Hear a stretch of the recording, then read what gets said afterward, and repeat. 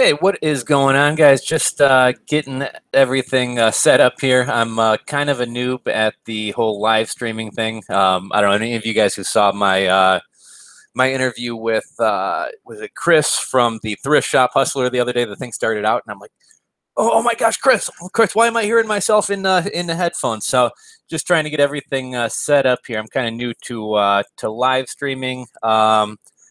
If somebody could say something in the chat box just to let me know I got this pop-out chat thing working right. That's mainly what I want to do is kind of field questions and things like that. Let me see if this, I have a feeling this isn't working. Okay, here we go. Okay, so I guess I'm just going to have to watch it on here. So anyhow, I wanted to make a, thank you guys, I wanted to make a video kind of touching on Bitcoin and cryptocurrency for beginners. I've been talking about cryptocurrency since I think I made my first video back in 2016 when Bitcoin had just had the flash crash down to $487. And oh, thank you very much, Darcy. Darcy just left a super chat talking about Coinbase versus GDAX. So that'll be one of the first things that I touch on. Let me get rolling a little bit here, and then we'll talk a little bit about Coinbase versus GDAX. It's actually interesting. That's actually something on my way home from the office today. My dad called me, and I got my dad into Bitcoin probably within the past 2 or 3 months. I bought him his Bitcoin. I moved it over to his Coinbase for him. And I was actually trying to explain to him the benefits of using GDAX over Coinbase. Obviously, GDAX is a little bit more confusing to a new investor. If you've never traded stocks or anything like that, I definitely see how GDAX can be a little bit confusing. I have a couple buddies who've made some costly mistakes trading on GDAX and things like that. And even my business partner, who's pretty savvy with crypto, the other day just kind of goofed and like had a decimal in the wrong place. And he actually thought he bought Litecoin for like $6 more than he did. After sweating about it and everything for quite a while, he realized he was actually in substantially cheaper. I saw Johan's talking about Navcoin. Yeah, I recommended that one a few weeks ago, and that one's doing well.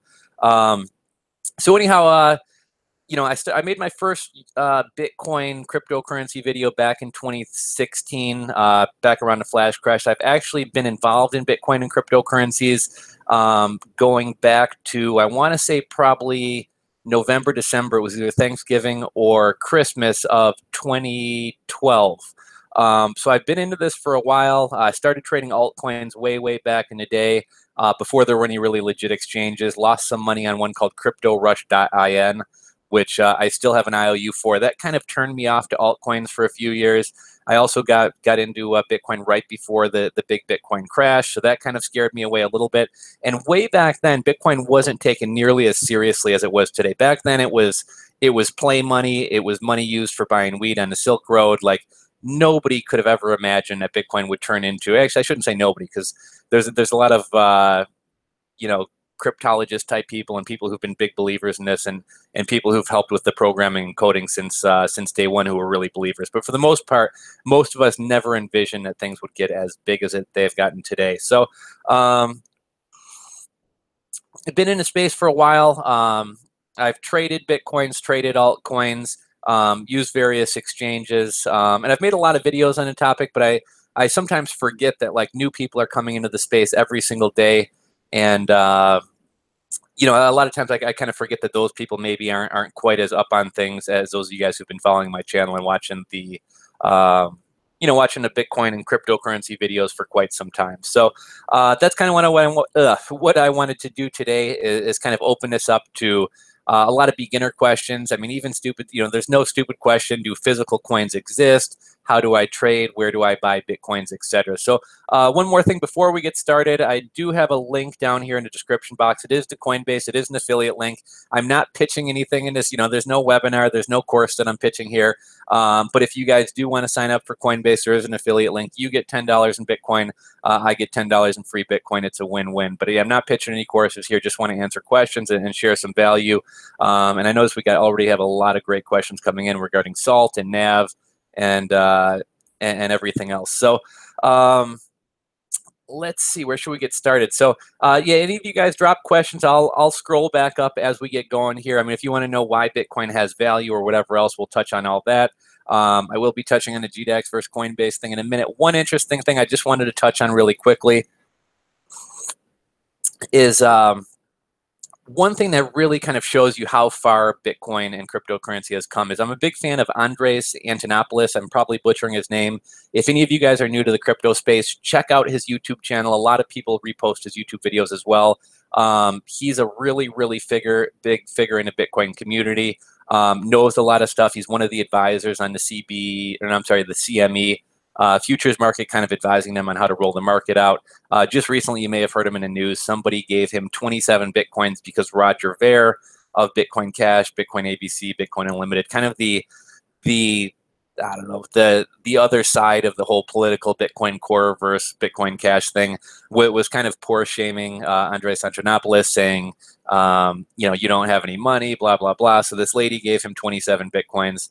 There's a boss lady saying that Andres is one of the main reasons she got into Bitcoin. So he has a great speech where he kind of talks about the 5 stages of denial. And he talks about, like, first, everyone says Bitcoin is fake internet play money. And after that, everybody says, okay, well, it's real, but it's only used by, like, pornographers and pedophiles and drug dealers and people trying to evade the law. And then it's like, okay, well, this thing is really real now. It's being used by a lot of people, but it's in a bubble. And they keep, I don't know if it's that they're mad that they didn't get in earlier or they don't want this to take place, but we've kind of seen all those arguments happen. And one thing that I'm seeing lately, and it's I think a really positive thing, is now a lot of people are criticizing the exchanges. So Reddit is a great place to learn about Bitcoin and cryptocurrency. Would highly suggest you guys check out, like, the Our Bitcoin is kind of the Bitcoin core, the main Bitcoin subreddit. There's another one called RBTC. That one is kind of more the Bitcoin Cash, Bitcoin ABC side of things. And Bitcoin has gotten really political. I don't really take sides in the whole thing, although I would probably lean more towards core. If you go towards core, it's a lot of bashing of the BTC forum. If you go to the BTC, all day long, every post just whines about how expensive and slow Bitcoin transactions are. But I like to go into both sides so that I can kind of make up my own decision and fall somewhere in the middle, and I'm not getting a slanted version of one or the other. And then I also like to spend time off of those forums with people who aren't really into Bitcoin, talking about Bitcoin, because it makes me think about things. A lot of people say, well, why does Bitcoin even have value? Or why isn't it a bubble? Or it's backed by nothing. And I'm starting to see the people who are just starting to become aware of Bitcoin but are very critical of Bitcoin. And whereas before their criticisms were of Bitcoin, now their criticisms are kind of changing to of the exchanges, right? So a traditional investor who's used to trading on E-Trade or Schwab or Prudential or I don't know, whatever other mainstream, like, stock investing, mutual fund investing platforms, the idea of not having, like, a customer support number, not being able to get customer support fast, having exchanges go down during volatile times, like, that's very scary to them. The idea that Bitcoin's crashing and I want to sell it and I can't get onto the exchange is like, why would anybody ever invest in that? Now, people who've been around the block for a while, and have, were around since, like, the Mt. Gox days, or way back when, like, things were much less professional than they are today. I mean, I'm amazed that, like, there's sites like Coinbase and Gemini and things like that and how advanced they are. Thanksgiving weekend, they had 100,000 users sign up. I imagine since then, like Big Bang Theory, I think they had another million. In one day, they're getting 100,000 signups. So they're having to not only keep their servers live, not only having to manage the exchange, not only having to keep our money safe, but there's all this type of, like, KYC, know your customer, and AML, anti-money laundering policies that they have to follow. So the fact that they're able to keep it live as much as they can and as much as they do is pretty astounding. And when it goes down, they tend to get it back up pretty quickly.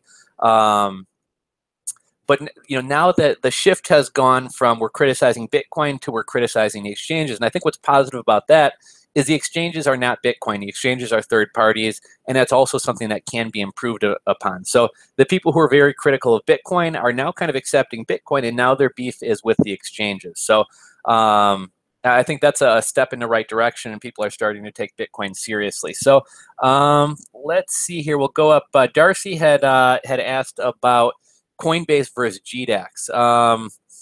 I was debating whether to do a screen share here. I tend to kind of botch live stuff. Let me take a quick look, and I'll see if I feel like I could actually get up the screen share without butchering this too much, just for this. Let's see here. let me see what screen I'm working with here. GDAX. Okay, and we'll pull up Base. So while I'm pulling this up, basically Coinbase and GDAX are the same company. Let's see, where is this? Okay. Okay, guys, I am sharing my screen with you. This pop-out chat never works. Participants, nope. Anyhow, I'm going to assume that you guys can. Okay, you guys got my screen there. So this is Coinbase. We can kind of look at the charts here. As you can see, I mean, it's very kind of simple and simplified. I can go up and down the chart and see the price at various times. Like, it's just a very user-friendly layout and interface without actually logging into my account, which I don't feel like doing right now, and showing all my balances and everything else. Inside of your account is very simple and stuff as well. Now, if we go over to GDAX, just to kind of give you guys a different perspective, this definitely looks a little bit overwhelming, right? Like, the chart looks like something maybe foreign to some of you guys if you're not used to like candlestick charts. The order book's going to take a second to load here. We have something called a depth chart. Well, this is going to be kind of slow to load, but I'll start talking about the differences. So Coinbase is definitely best for people who are brand new to Bitcoin. It's very easy to use. Coinbase is probably the largest and most reputable exchange out there. Coinbase and GDAX get a lot of flack from people about poor customer support and things like that. And while it's true, it does take a lot of time to get a support order filled or handled. I mean, it's just Bitcoin's growing so fast. Coinbase is growing so fast. It's just the reality of things. This thing is not wanting to load. You know what? Okay, here we go. It's just kind of what it is, guys. It's kind of what we're dealing with. I think part of the reason that we hear so many complaints about Coinbase and GDAX is because it's the most popular exchange, so that most people are using that. Far fewer people are using Gemini, and then you have some smaller, more obscure exchanges that even less people are using. So most people use this. They have the biggest load of people to bring on and handle, and it's the most popular, so we're going to hear the most complaints. But on Coinbase, if you buy Bitcoin or buy cryptos, it's going to cost you 1.25% in fees. What's really nice about GDAX is they use what's called a maker-taker model. So if you place a market order, which is an instant order where you don't get to choose the price, you are a taker, and you're taking volume away from the exchange. And for that, you're going to pay a fee. However, the nice thing about GDAX is instead of paying a 1.25% fee, on GDAX, you're only going to pay a 0.25% fee. So you're paying 0.25% as opposed to 1.25%. The other nice thing is you can place limit orders, and then you're considered a maker because you're adding volume to the exchange. So by placing market orders, you're going to pay no fees. Another interesting thing for any of you guys who want to send Bitcoin or Litecoin or Ethereum to Electrum or to an offline hardware wallet or something like that, you can actually make sends off of GDAX for free as well, whereas Coinbase will charge you for that. So right now we're looking at, like, this is a market order right here. If we wanted to place a limit order, as you can see here, it's a little bit more complicated, but pretty simple. We would just enter how many Bitcoins we want to trade. So we might do 1. If we want to trade a Bitcoin, maybe we want to set a limit order to buy a Bitcoin if the price drops down to 16,800. So we would put 16,800, and then we can click advanced here, and we can either leave it as good until canceled, or we could do a time. And because I'm not actually logged in and live, it's not going to give me the drop down, but we could do it for a minute, an hour, or a day. And then also this box is really important. It's not going to let me check it again because I'm not live, but if you do not click this post only box, you will pay fees. The benefit of doing limit orders is you can set the exact price you want to sell at. And another thing with a market order, like right now the prices aren't moving that wildly, but we all know that Bitcoin can swing a lot. So if Bitcoin fell from 16,850 down to 16,000 within a minute or two, if you have a market order put in, oh, is it not going to show me the order book either? Oh, I'm thinking that I'm logged in, I'd see my orders. But basically, a lot of times your orders are partially filled. So if I'm trying to sell 10, even 1 Bitcoin, not even 10 Bitcoins, if I'm trying to sell 1 Bitcoin, maybe part of that order, like 0.1, will sell at 1850. And if the price drops, then maybe like 0.3 Bitcoins sell at 1840. And then maybe the rest sell at 16,800. So the benefit of doing limit orders is you know exactly what you're going to get. But yeah, I mean, I would definitely recommend new users start out with Coinbase. Once you, how do we stop this screen share? Once you kind of get a hang of things, I definitely recommend moving over to GDAX. You're going to save a lot of money on the fees and you know, have a little bit more control over your trading. Let's see here. Let me kind of scroll through the questions and things like that. Litecoin is blowing up. Litecoin is most certainly blowing up. Actually, I got Coinbase pulled up here. I first got started with Litecoin at around $8. Rode it up to about $13. Bought some more at $13. A long time ago, it wound up going up pretty high. I sold for a gain. I watched it come back down to maybe, I don't know, 12, 13 bucks. And I remember thinking I was getting a deal because it had been sitting at like 16 or 18. And then, man, Litecoin just went crashing. I think it might have gone down to as low as $3, but I thought it was done with. So it's really amazing to see, you know, Litecoin where it's at. Even tonight, I had a sell order earlier and at 250, and I actually wound up canceling it, which I'm really glad about. Litecoin's been a great opportunity for swing trading, and you know, typically for most people, I would say you're probably better off just buying and holding. It's really tough to time the market. You're almost never going to guess the peak, and you're almost never going to guess the bottom in terms of when to get back in. The majority of my holdings of Bitcoin, Litecoin, and Ethereum are for long-term holds, and then I have a little bit of money set off to the side that I use for swing trading. So actually, I got quite a bit of Litecoin. Here's one thing about Litecoin, and that I really encourage people in terms of holding is from the very start, I always thought it would be cool to be part of the 21 club, which for Bitcoin, what being part of the 21 million club is, a lot of people nowadays are saying it means you have 20 or you have one Bitcoin. In reality, the 21 million club means you have 21 Bitcoins, which means you have 1/1,000,000th of all the currency out there. And at this point in time, I mean, let's see, what would it cost you to be part of the 21 million club? 21 times, I don't know, say 17,000 just for nice round numbers. It would cost you today $357,000 to become a member of the 21 Club.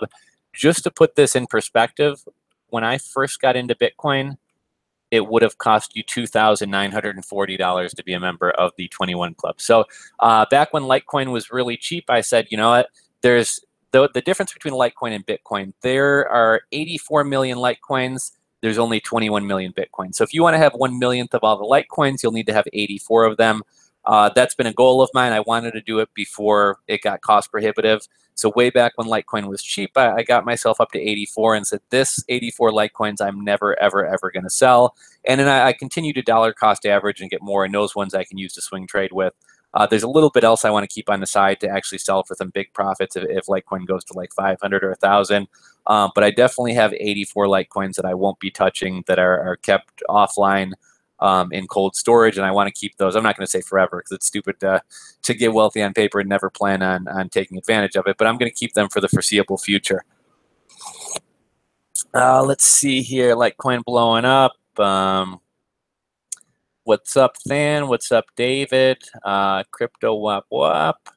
Navcoin. So yeah, let's talk a little bit about Navcoin. Let me check the Navcoin. I know I'm kind of getting away from the goal of talking about beginner Bitcoin stuff, but Navcoin is what's called an altcoin. So for anybody who's totally new to the space, Navcoin might be of interest to you, and part of the reason for that is because, you know, let me see if I can pull up a screen share of the Navcoin website really briefly.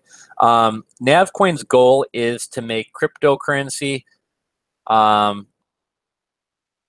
easy for the masses to use. And I think that's actually a great goal. So John McAfee had a great speech he gave a while back, and he talked about how he's lost all this money crypto trading. And if he, somebody who's very tech savvy, can lose money, you know, imagine what's going to happen to the average person. So Litecoin's goal, as you can see right here on the website, is simplifying cryptocurrency. And it's something that the space definitely needs. In John McAfee's speech, he basically said, the whole point of software and technology is to make things that our brains have a hard time wrapping our minds around much easier to understand and use. And I mean, a lot of people make mistakes when sending Bitcoin or cryptocurrency, when trading it. People send money to the wrong wallets. People put decimals in the wrong place. So the fact that there's not kind of a more user-friendly way out there of doing this is kind of silly. And John McAfee kind of said, and this is, I guess, kind of a sexist comment, but he said, until your average housewife who's very bad at technology knows how to use Bitcoin and cryptocurrencies, they won't really gain mainstream adoption. And he kind of compared Bitcoin and cryptocurrencies to being a fraternity, whereas like unless you have a friend or a family member or somebody who can kind of hold your hand through the process, a lot of people find it too overwhelming to get started with. And I think part of what adds to that is the fact that money is at play. I mean, if money weren't involved and it was just like learning a software or something, it's like, oh, you know, no big deal. I make a mistake, so be it. But when money's at play and you stand to lose money if you make a mistake, that's when things get kind of serious. So anyhow, their goal is to simplify cryptocurrency. It's a decentralized cryptocurrency. And just to bring you the bullet points, transactions are really, really quick. They clear and are spendable in 30 seconds, very low fees. They have a proof of stake. So with cryptocurrencies, most of them either have a proof of work, like Bitcoin, where people have to mine for them, or they have a proof of stake, where it's almost like a dividend. Just for holding it, you earn. So that's kind of interesting. I'll take you guys over here in a second and show kind of a cool thing that they're doing. And then you have optional private payments. It's not complicated at all to do a private payment. When you go to send, you literally click a box that says make it private. And then the other thing that's a little bit confusing to me, they have something called NavTech Polymorph. And I'm still kind of trying to wrap my head around this, but my understanding of it is if I want to send Bitcoin to my friend, but I want it to be anonymous, I can send Bitcoin, which converts into Navcoin, which then converts to be sent, which then converts back into Bitcoin before he gets it. And you know, it's essentially an anonymous transaction. I forget if that's live already or going live soon. I think that's something on the roadmap here. They have kind of a great FAQ section where they lay things out in plain English. For any of you guys who kind of know about privacy coins a little bit, they kind of talk about how they're different than their competitors, who would be like Dash and maybe Aeon and Monero. Nav uses RSA, which is like a battle-tested technology of like 20 years. And some of these other ones use CryptoNote and RingCT, which is Monero and Bitcoin, and Zsnarks, which is used by Zcash. There's a paper that was written here where somebody kind of says that potentially the privacy or anonymity of these coins could be broken. And if that happens, like the whole entire blockchain is made public and nothing that people thought was private was ever private. Obviously, Navcoin is kind of biased to say that theirs is better, but you know, something interesting. If you guys want to read it, it's right on the Navcoin FAQ. Here's what I wanted to show you guys. So they use a proof of stake, and one of the I'll say downsides with like Neo is another cryptocurrency. It's like the Chinese Ethereum. With that one, you can stake, and your wallet does not have to be open at all times, if I'm not mistaken. So you can send money to your Neo wallet. Your computer doesn't have to be on, and you're still earning what's called, is Neo gas? I think Neo's gas. The one downside to Nav is your wallet has to be open at all times in order to stake. Well, you know, rather than keeping your laptop on all the time, they made something called a Nav PI stake box. Now, if you're good with computers, you can make your own out of a Raspberry little PC thing. And this was really popular. It sold out, takes much less energy. It's very easy to use, and you can stake with this. Now, they're actually going to be rolling out a Nav PI 2. And this one is actually going to have a display right on the unit here. I don't know if you guys can see my mouse, but like right where it says Nav, it's going to have a display. So you don't actually have to hook the Raspberry up to a monitor and a keyboard and a mouse. Everything can be done right on the actual unit. It takes almost no power.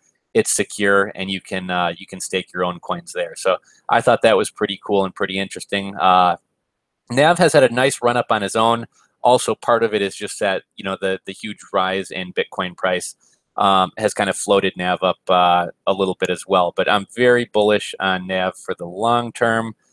Man, what the heck happened to my chat box here?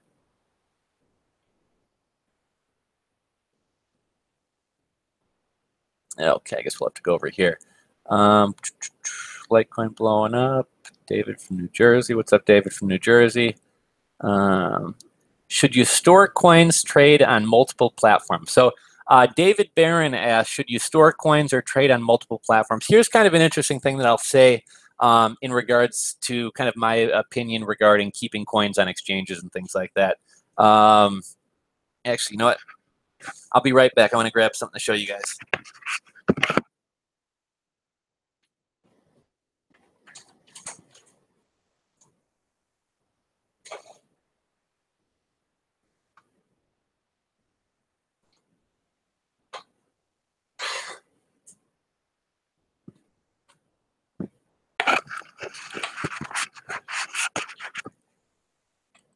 So this right here, you guys have probably seen him before. This is a Trezor. This is a hardware wallet. Competitors to this would be the, what is it, KeepKey or KeepSafe, or the Ledger. Now, the Ledger can hold a lot more coins than the Trezor. The Trezor, this holds Bitcoin, Bitcoin Cash, Zcash, Litecoin, Ethereum through my Ether wallet. And then out of, if somebody wants to drop in the chat, I forget the couple other coins that a Trezor holds. A Ledger can hold more coins. Another kind of cool thing about the Trezor is you can use this with other wallets that are compatible with it, and you can kind of use this to secure that wallet or to sign off on those transactions. So, you know, there are wallets out there to where you can hold multiple altcoins on them and still kind of use your Trezor to secure them. I am planning on getting a Ledger just to kind of try out both of them, and also because it holds more coins. But for the most part, anything that I'm not actively trading with, which is most of my holdings, are kept on the Trezor. In terms of using multiple exchanges or multiple platforms, it's always good to diversify your risk. However, I'll be honest, I get a little bit lazy with that. And it's just easier to kind of manage one. So I don't have a ton of money I'm trading with, so I don't really feel the need to scatter it out all over the place. But it is definitely smart to kind of spread your risk out. Personally, my favorite exchanges are for Litecoin, Ethereum, and Bitcoin. I like GDAX. One thing I really like about GDAX, it's really tough to kind of wrap your head around trading currency pairs, at least for me it is. So I really like the idea that I can buy Litecoin at 50, and I can sell it at 55, and I know that I made $5. When you start trading currency pairs, it gets really, really confusing. And I was trying to kind of explain this to my father earlier, is that potentially what can happen, I work from home actually. Work from home just asked if I read books. You know what, I actually got Tools of Titans here and The Happiness Makeover. So really excited to kind of get into this one. Ooh, where was I going? Oh, trading currency pairs. So let's say, and I'm going to throw out totally fictitious numbers here just to kind of explain the concept, but let's say Bitcoin is at $10,000 and Litecoin is at $100, and I'm trading a Bitcoin Litecoin currency pair. If Bitcoin goes from 10,000 to 20,000 and Litecoin stays the same, my Litecoin that was worth $100 is now worth $200, essentially because Bitcoin floated up the price of it. So let's say hypothetically I sell my Litecoin at that point and I'm back into, I'm having a hard time wrapping my head around this now. I guess basically my point is that when Bitcoin rises in price, unless your currency outperforms Bitcoin, when you go to sell it, you're going to wind up with more dollars but less Bitcoin. So it's like Bitcoin floats up the price of your altcoin. So potentially, you know, let's say I bought this Litecoin at 0.5 Bitcoins, and the price of Bitcoin goes up and it brings Litecoin up with it. And then I sell the Litecoin, and when I sell the Litecoin, I might only get 0.4 Bitcoins. Now, I may be up US dollars, and if I were to send that Bitcoin over to GDAX and cash out for US dollars, I did make dollars. But when you're trading on an exchange like Bittrex, your goal should be to acquire more Bitcoin, because if you sell for less Bitcoin, even though you've made dollars, unless you cash that out immediately, if the Bitcoin price goes down, you now have less Bitcoin and you have less USD. It's a really difficult concept to kind of explain. You know, let me go to CoinMarketCap here. Okay, we're going to hop back onto a screen share just so I can kind of illustrate a point for you guys here. I know I'm kind of all over the place, guys. I'll try to kind of rein myself in here. So application window. Okay. Okay, so right now you guys are looking at CoinMarketCap, and before we kind of end this live stream, one thing I want to do, I'm going to take you guys around to kind of some of my favorite Bitcoin and cryptocurrency like resources and sites like and things like that. I also want to touch on Bitcoin Tax, which is a really, really awesome platform. I'm not an affiliate or anything for them, but I was getting really worried about like my capital gains taxes and figuring everything out. And it told me exactly what I owe. The numbers are all accurate, so I was really impressed with that. What coin did I want to look at? Yeah, I guess it doesn't really matter. We're just using this as an example. Actually, I was showing my dad with Monero earlier. We'll go back and do Monero. Okay, so we'll wait for the chart to pop up here. And I think it might be easier to see on like a month chart. Okay, so the orange is going to be the price in Bitcoin. The green is going to be the price in dollars. So can you guys see here on this chart, like the dollars are way more than the price in Bitcoin, right? So because Bitcoin's up so high in value, it makes your coin look like it's higher in value when in reality it may be down. So, I mean, at this point in the chart where I am right now, you're up a lot in dollars, but you're about to lose in Bitcoin. So, I mean, if you were to sell down here, even though it looks like you're up in US dollars, you're actually losing Bitcoin. So that's kind of what I was trying to kind of illustrate with the whole currency pair thing. Let's see, let's hop back over here and pull up our chat here. Sorry guys, totally kind of lost myself here. Navcoin, Litecoin. Oh, storing coins on an exchange. So that's what we were talking about. Totally lost my train of thought. So one thing that a lot of people kind of criticize me for when I say, but I think it's very true, is, and I was talking about my father and kind of how I got him started. Somebody like my dad is much more likely to lose their own Bitcoins or their own cryptocurrency managing it themselves. The likelihood of that is much more so than the likelihood of Coinbase being hacked and losing all the Bitcoins. So, with a lot of like crypto people, it's like, oh my God, never leave your money on an exchange. How stupid are you? That's the worst thing you could ever do in the world. And I mean, just go on Reddit or any other forum and you'll see all the people who lost their passphrase, lost their private keys, lost their seed. So I think unless you're a very organized, very responsible, very mature person, you're probably more likely to lose stuff yourself than you are than the likelihood of Coinbase getting hacked. So I do think that a hardware wallet is the absolute best way to go. In one of John McAfee's videos, I know some people think he's like a genius, some people think he's a nut. He said, if you aren't using a hardware wallet, it's not a matter of if you're going to lose your Bitcoins, it's a matter of when you're going to lose them. So, I mean, if you plan on being in this space for a while, if you're serious about it at all, there's no reason not to get one of these. These things, I think this cost me about $100. I ordered it from the Czech Republic. It showed up in 2 days. You can order these on Amazon, though if you do that, I would recommend buying it from Satoshi Labs, the original seller. I wouldn't want to buy one third party. The Ledger was sold out for a while. That one's only 58 euros, which is like, I don't know, 60 something dollars. They were back ordered. I think they're back in stock. And Trezor actually has a Trezor 2 out now. So I think the price of these may even be lower. To people who are new to the space, I think keeping your coins on Coinbase isn't a horrible idea, assuming you're using two-factor authentication. So two-factor authentication, 2FA, is, I mean, it's like a VPN, right? You guys know the app for your phone. Download 2FA on Coinbase. Don't use the one where it texts you. People can spoof phone numbers and hack your account that way. And speaking of hacks, there's a lot of fake hacks going on. I always want to say Trayvon Martin. I mean, he was a kid and shot in Florida. Trayvon James and Craig Grant both had these, I was hacked recently.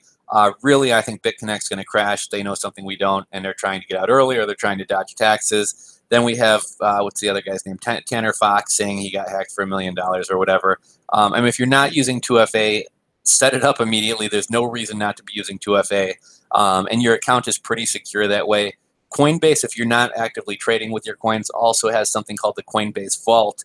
And what you can do, it's listed right on your account tab on the left, and what you can do is transfer your money to the Coinbase Vault. And then once you transfer that money to the Coinbase Vault, if you want to get it out, there is a 2-day waiting period. I believe you need 2 different emails connected to Coinbase, and you have to click links and verify from both of them. And then I kid you not, for the next 48 hours or 2 days, they are going to bombard you with text messages and emails. Hey, your withdrawal has 1 day and 47 hours left. Are you sure you wanted to do this? Are you sure it was you? Then you get a text message. your thing has 2 days and 46 hours. Are you sure? And it's almost to the point of being annoying, but it would be almost impossible for somebody to hack your Coinbase account and get your Bitcoins out with that waiting period. If you do that, one thing to keep in mind is if if there's a fork and you want to get your coins off to claim the fork coins or anything else, make sure you plan ahead to do it. I actually kind of ran into that. I was keeping most of mine in my Trezor, but I did have a little bit of Bitcoin in the Coinbase vault just prior to the Bitcoin Cash fork. I wound up moving it over to, I wanted to move it over to my Trezor so I could claim my Bitcoin Cash. And with that 2 day waiting period, like it really kind of got me down to the line. And then there were really long periods of time of getting your coins transferred off of Coinbase, and clearing times to get your confirmations were taking really long. So if you need to get them off to sell or trade with or take advantage of a fork, it's going to take a while. But yeah, I really don't think it's horrible keeping your coins on Coinbase. I mean, if you're just getting into Bitcoin, after you buy your first Bitcoin, I always recommend people like buy something small online with your Bitcoin, send some to a friend, set up an Electrum wallet, create a seed, send a small amount over there, send it back to your Coinbase account. Now that Bitcoin transactions are getting really expensive and really slow, it's a little bit more of a hassle to do this now than it was a few months ago, or even better, a few years ago. But just kind of get comfortable using your Bitcoins, sending your Bitcoins, how the technology works. And then once you get comfortable with that, then you can move them off, keep it on an offline wallet or something like that. And quite honestly, like I like Electrum, but in terms of like security, and I'm not super smart with like computer security and OPSEC and stuff like that. But the whole point of the Trezor is to keep all your sensitive information and everything on this device and not on a computer. So I mean, if somebody's either keylogging you or if they're monitoring what's going on your computer screen, when you show your keys or show your seed, whoever, whatever hacker or whatever has access to your computer can see all that stuff. So with Coinbase, I mean, your private keys, you don't have them, but they're never exposed. And Coinbase does have something also called a multi-signature wallet where you control 2 of the keys, Coinbase controls 1. So you do kind of have your private keys, and you have kind of the ease of use and everything of Coinbase.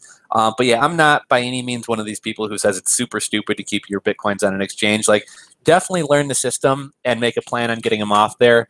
But I mean, don't lose any sleep because you want to leave your Bitcoins on Coinbase for a couple weeks while you kind of figure things out. Coinbase is insured, very reputable. Most of their coins are kept offline in cold storage besides what they need. So exchanges have come a long way since the days of like Mt. Gox and things like that. And we're talking about a platform that was set up to trade magic cards versus like a real financial trading platform now. So I think things have come a long way. I don't think that's a big deal. Let's see, Elvero, Salt. You know what? Salt's kind of on my watch list. It's one that's interesting to me. I don't know too much about it. I think it's like a lending platform.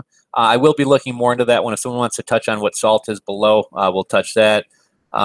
It's Boss Lady. What's up, Boss Lady? I know her from Steemit. I don't know if any of you guys are members of Steemit, but Steam dollars, man. Steam-backed dollars. Like, I don't know, I think they're like 11 or 12 bucks today, but those things were going through the roof. And it's really odd because Steam-backed dollars are supposed to peg the US dollar. So it's really odd that it's at like $16. And it's even more than Steam, which is supposed to be the cryptocurrency. For any of you guys who don't know about Steam or Steemit, you know what I'm going to do here? I'll take you guys over there in a minute. I'm going to go through some more questions, but maybe we'll circle back and talk about Steemit here. I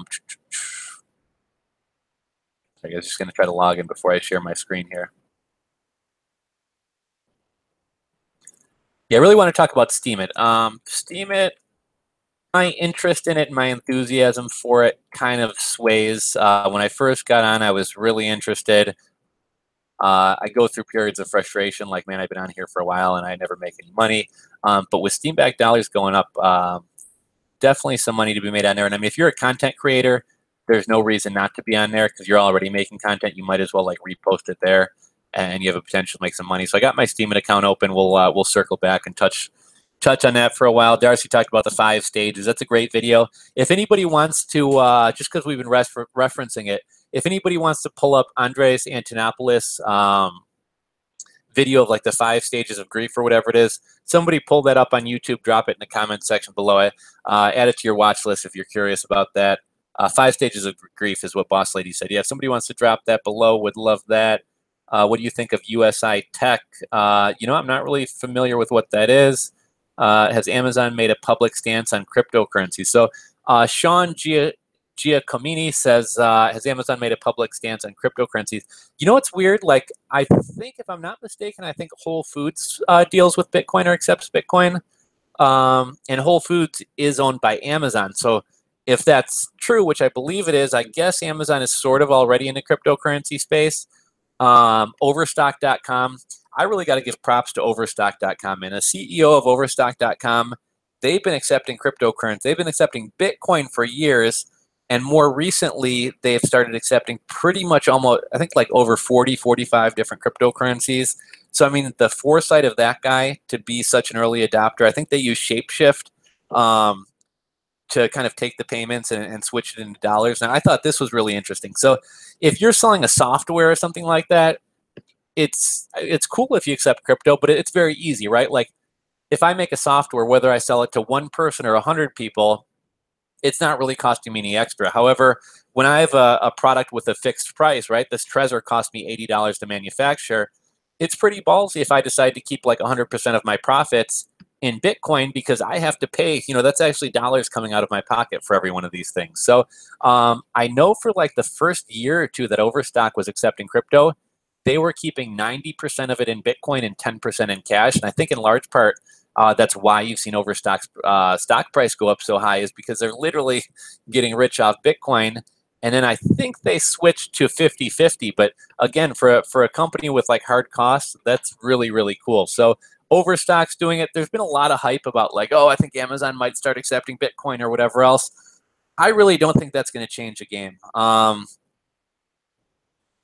I think it will be a good thing for kind of bringing Bitcoin into the mainstream and bringing it to more people's attention. I mean, everybody uses Amazon.com. And if you see Bitcoin on the right as a payment option, I mean, obviously it's going to jump out at a lot of people. In the grand scheme of things, right now it's going to cost me money to buy Bitcoin, right? It's going to cost me to send the Bitcoin over to Amazon. So I can use my credit card on Amazon for free, right? So even if Amazon offered me a discount for using cryptocurrency, which maybe we'll say they might do 3% because that's kind of a standard merchant processing rate, in reality, Amazon probably gets their payment processing at interchange, which is 1.5%. So, I mean, at the most, worst case scenario, maybe they offer a 1.5% discount. Best case scenario, maybe they offer you 3% off, 5% off. It's probably going to be more costly for me to pay in Bitcoin.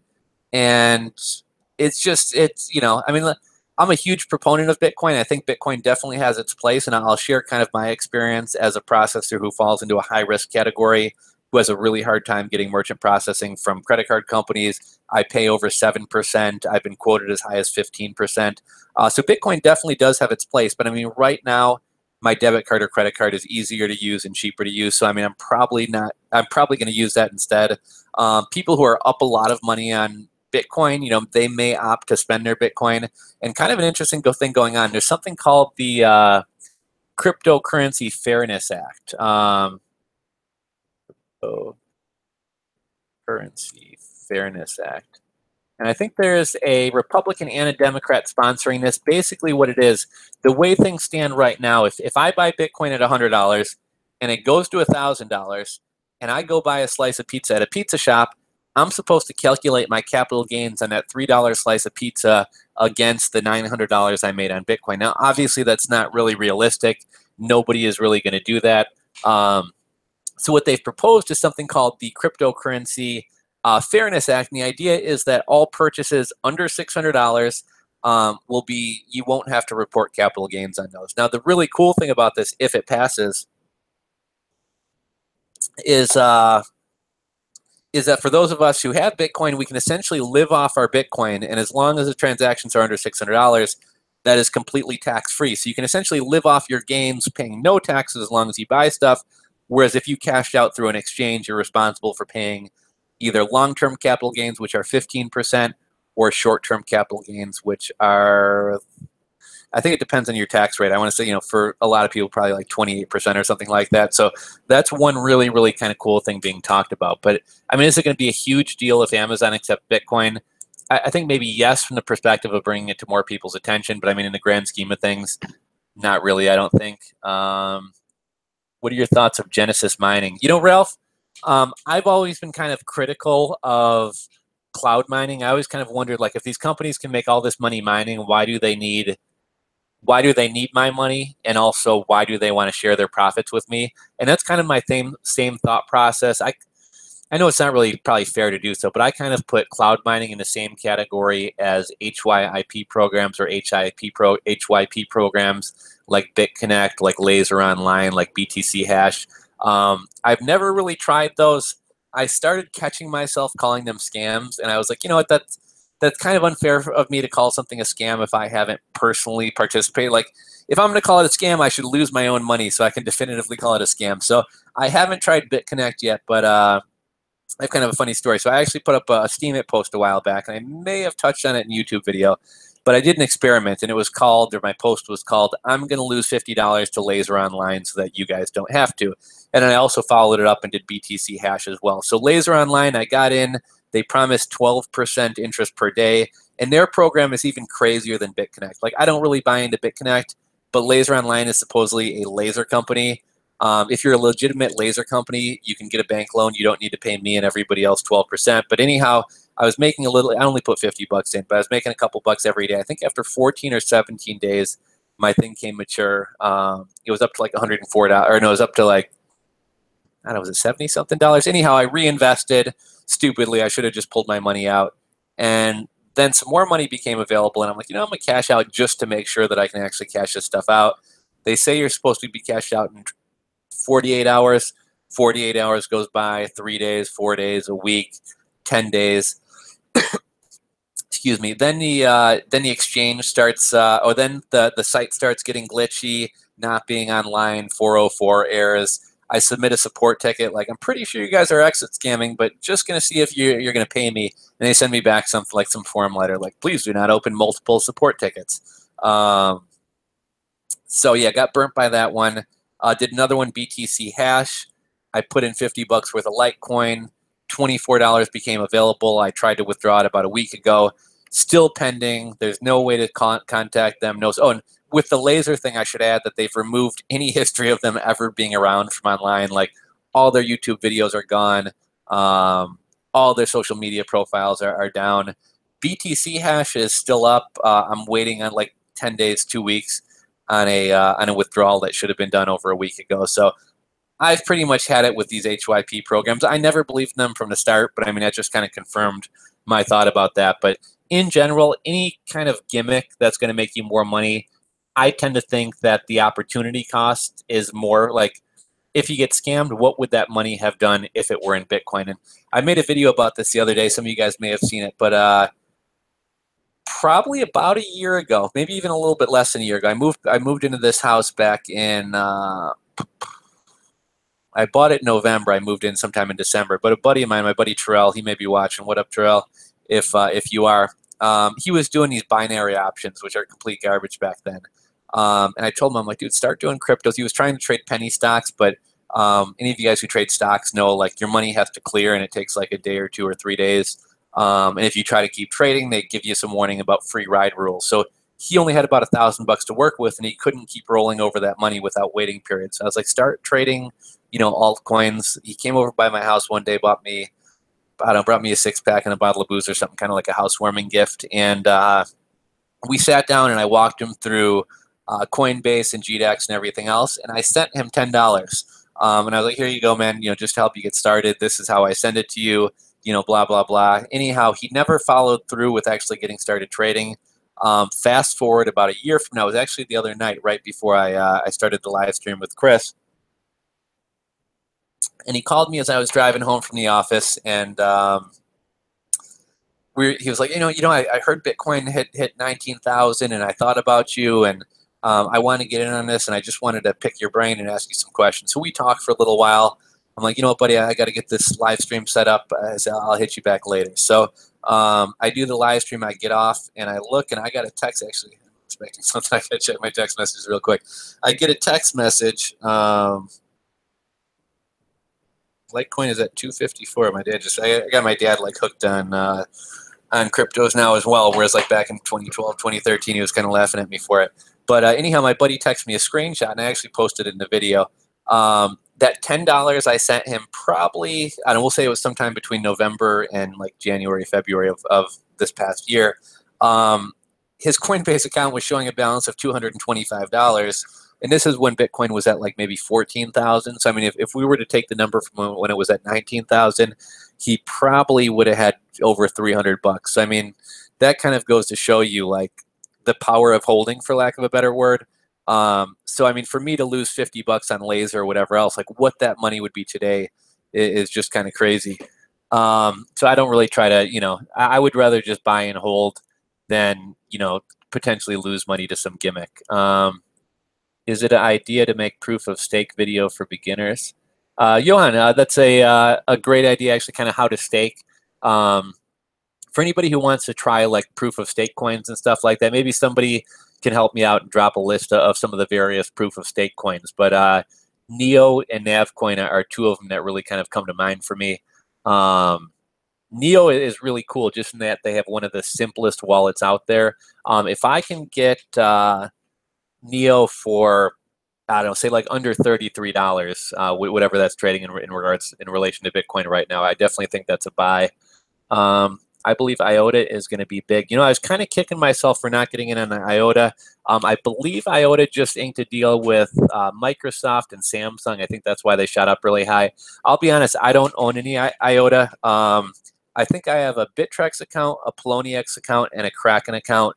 None of those exchanges, to my knowledge, deal with IOTA. I think you got to go to Binance or one of these other ones, and I just never bothered setting up an account. I think I might have tried to set up one, and I think they may have said like, I think I checked them from the U.S. and then they wouldn't let me set it up. So I think you got to lie and say you're not from the U.S. to buy IOTA. If somebody wants to touch on that more, do it in the comment section below. Let other people know, because I know there's a lot of interest in IOTA.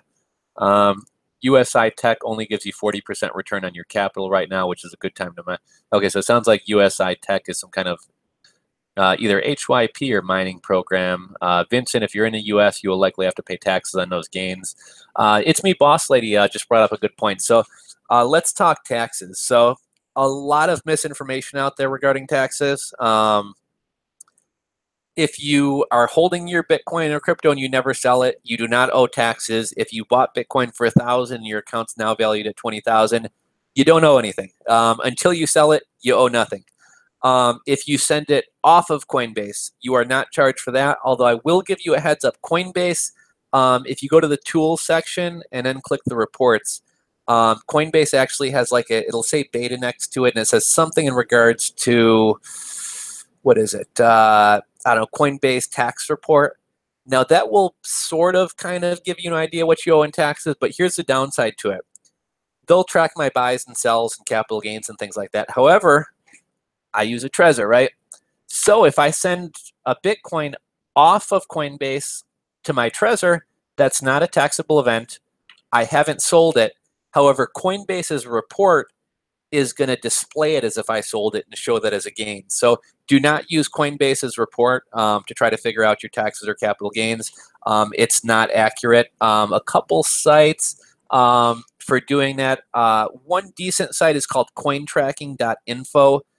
It'll help you track your Bitcoin and all types of other altcoins and things like that. But I would say that one is not as good as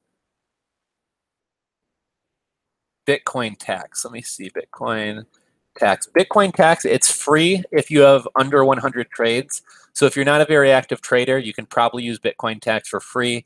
It's bitcoin.tax. I think if you want, like, if you just need 2017, it's $19.95. If you just need 2016, it's $19.95.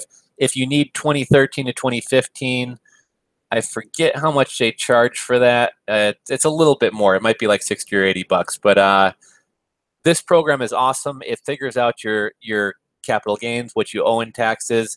It calculates the fees and everything for a write-off.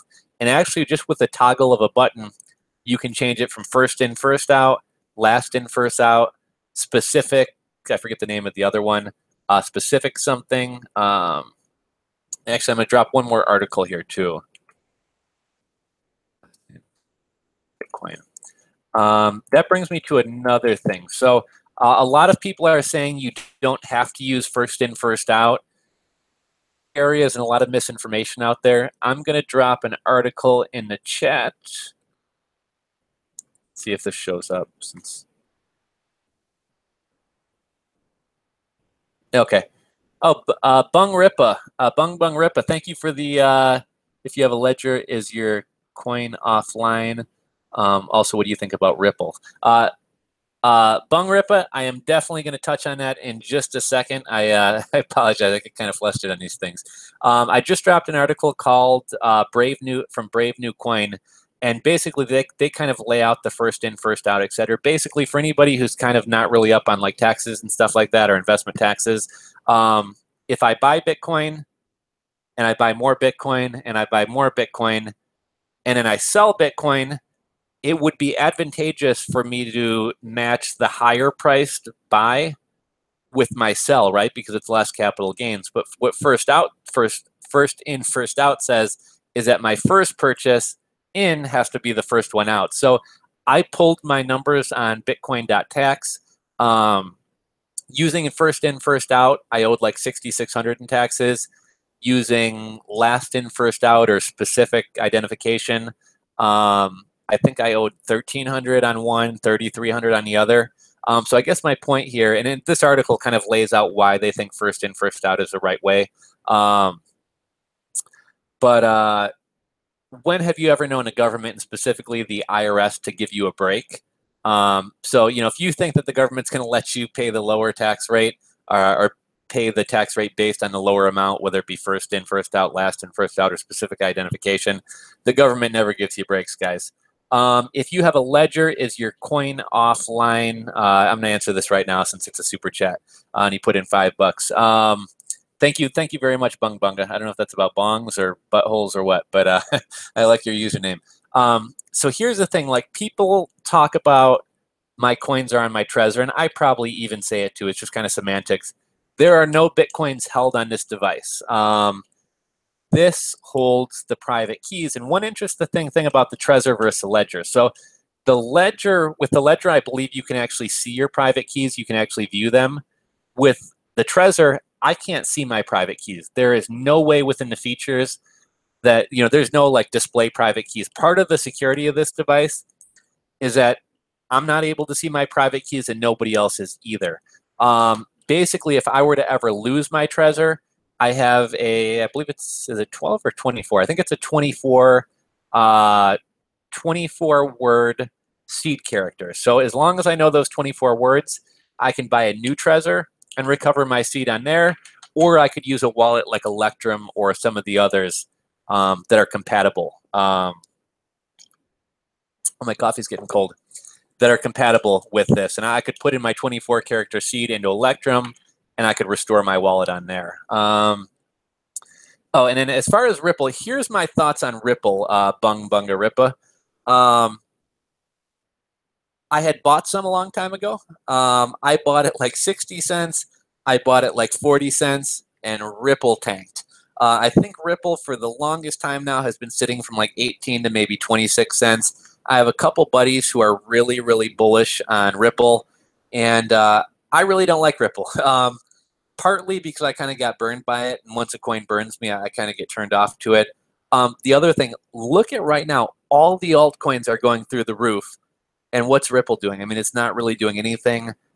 Some other complaints about Ripple, a lot of people are just turned off to it because they're like, hey, I got into crypto to get away from the man in the system, and this one's working with the man. And then another criticism is the technology or the tokens or whatever that the actual banks are using for like wire transfers. That is completely separate from your XRP. Is Ripple XRP? I believe it's XRP. That's completely different from your XRP tokens. So I guess the argument is potentially, even if the Ripple platform winds up taking off and doing really well, that doesn't necessarily mean that your Ripple tokens are going to become worth anything. Another criticism is that the Ripple team has too many coins. I forget. Well, first off, there's too much of a coin supply, period. And then also that the Ripple company, whatever, owns too many of those tokens. Now, to kind of alleviate those concerns, they do have them kind of held in an escrow. And I guess why that's, I should explain why that's a concern. if Ripple ever decided to sell all their coins and flood the market, they would tank the price. So what they do, they have it held in escrow, so that they're only released at periodically small amounts, and they can use that money to kind of fund their project, but they're not able to flood the market with coins. Let me see if we got any other super chats here that I have to address, and then we'll kind of pick up where we were. Boss lady, Vince, what's your advice on managing your boss lady? I'm not a fan of Reddit. It's full of trolls and biased comments from ill-intentioned people. Please be careful and always do your own due diligence. Boss lady brings up a great point, right? So I like Reddit, not just for crypto, but for other things as well. But I will agree that with boss lady that our altcoin forum and our cryptocurrency forum, pretty much the entire forum, there's some people out there offering good advice, but basically, if I own a coin, I want my coin to do well, so I'm going to tell everybody on our cryptocurrency that everybody should go buy NAV. And whether NAV's a good coin or whether I just want other people to buy it to pump up my coin is a whole nother thing. That's one weird thing about crypto, is because it's so unregulated and everything, there are a lot of pump and dump schemes. That happens a lot in the stock market with like penny stocks and things like that, but technically it's illegal. With crypto, there's really no laws. So basically what some people can do, some people could pick, if me, boss lady, and Vincent wanted to get together and say, hey, let's run up the price of Bitcoin, we don't have enough money to do that, right? You need like hundreds of millions, maybe, like hundreds of millions of dollars to be able to shift the market. However, with some of these altcoins, and it tends to be the more obscure ones, actually, if any of you guys want to see an example of this, go to cointracking.info. Actually, I'm going to do it right now.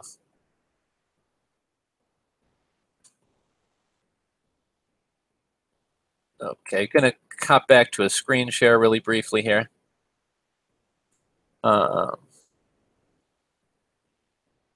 Okay, so this is kind of a cool site, cointracking.info. If you want, you can enter your coins or import your wallets and kind of track your coins.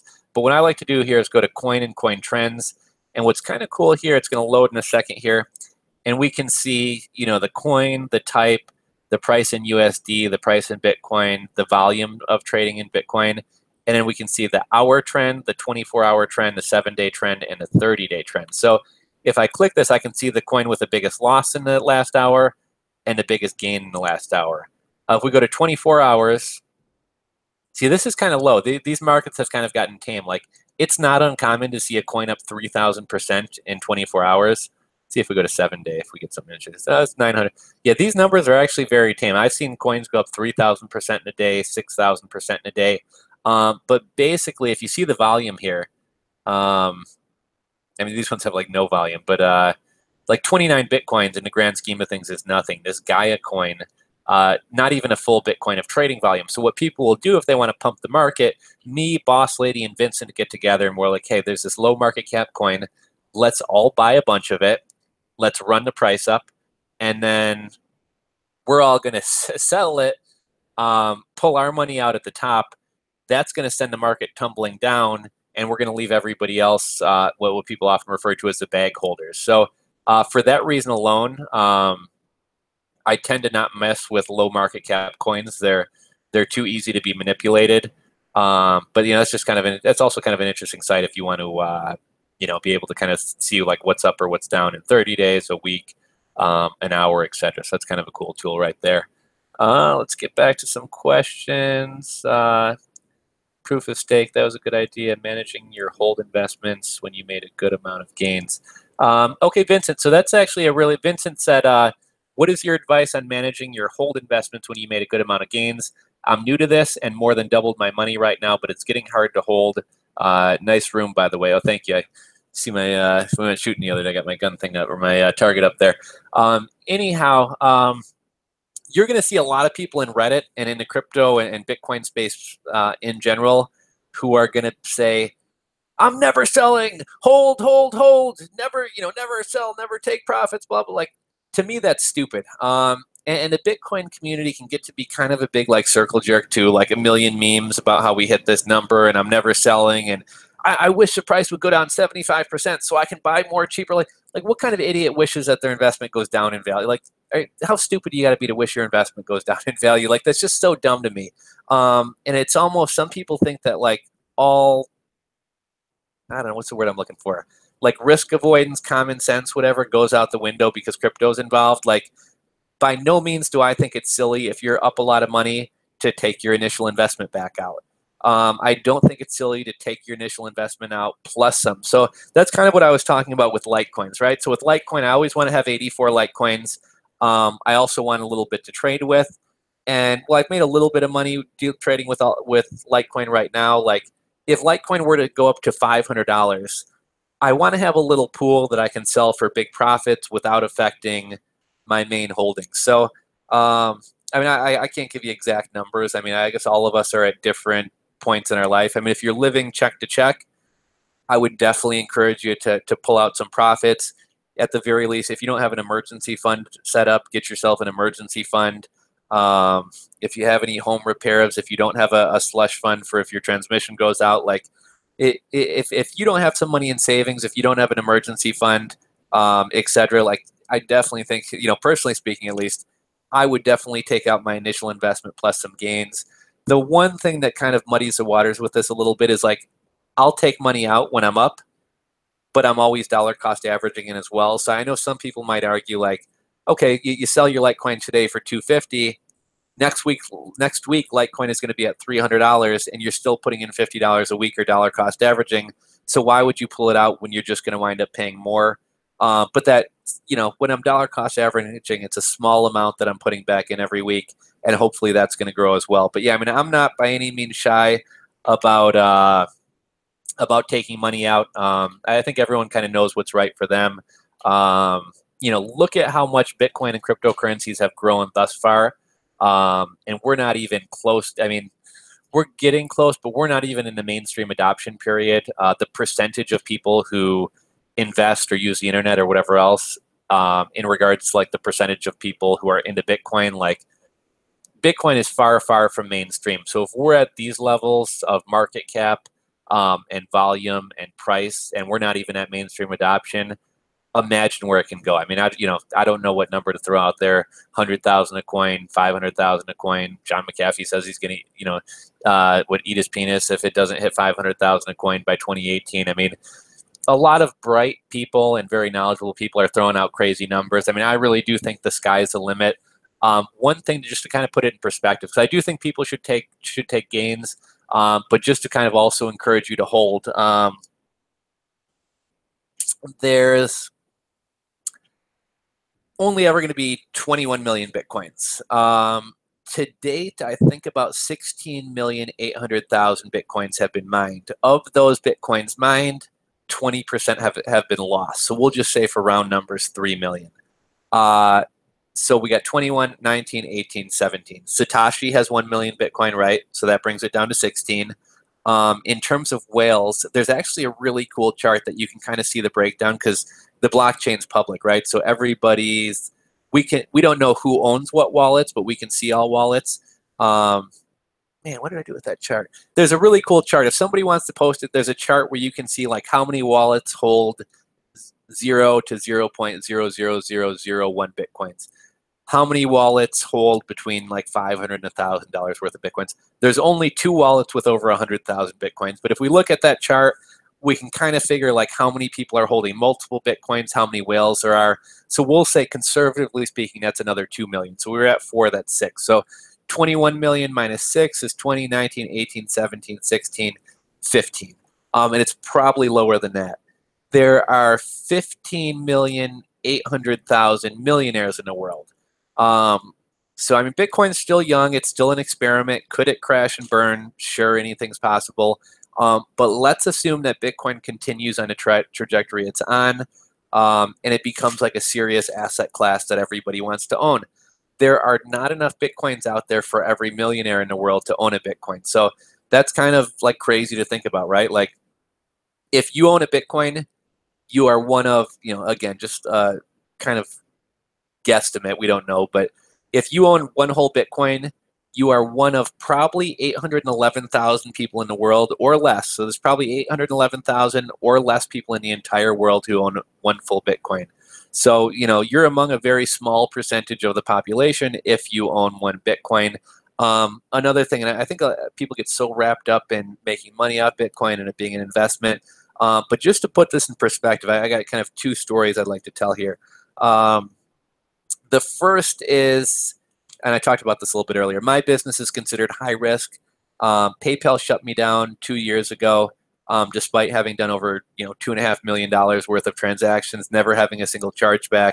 I could probably count on one hand the number of returns I had. Their risk and compliance department called me. We're not comfortable with your volume. They shut me down.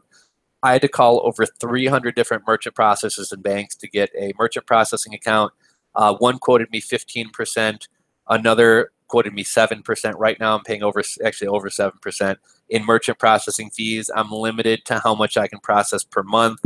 Fortunately, I don't have a rolling reserve or any holds, but that can come in as well. And here's why Bitcoin is so revolutionary is, let's say, who am I looking at in chat? Vincent. Let's say I want to pay Vincent for something. Vincent, can you accept my debit card? Can you accept my Visa card? Well, no, I can't. Okay, so even if Vincent wanted to accept my debit card, which he probably can't as an individual, he needs a parent bank. So we'll say BMO Harris Bank is a parent bank. Then he needs a merchant processing company who's going to underwrite that account. So that's another party, right? Then we have either Visa, MasterCard, Discover, Amex, etc. So we have the actual credit card company. Then you have like the First Data or the EMS. So that's 4. And then you have a payment gateway like an authorized.net or something like that. So that's 5 parties. Vincent wants to take a payment from me, whereas me and Vincent should just be able to do business together. Me and Vincent have 5 parties in between us. Each one of those parties takes a cut. So the merchant processor takes 7%. Authorized.net takes, I don't know, 10 cents or 50 cents per transaction. My merchant processing company takes 10 cents or 50 cents per transaction. And each one of these organizations in between us is flexing their muscles, right? They're, okay, you can only process this much per day. Oh, you can only process transactions from this country. Oh, you can only do this. Oh, we're going to take 3 days to pay you out.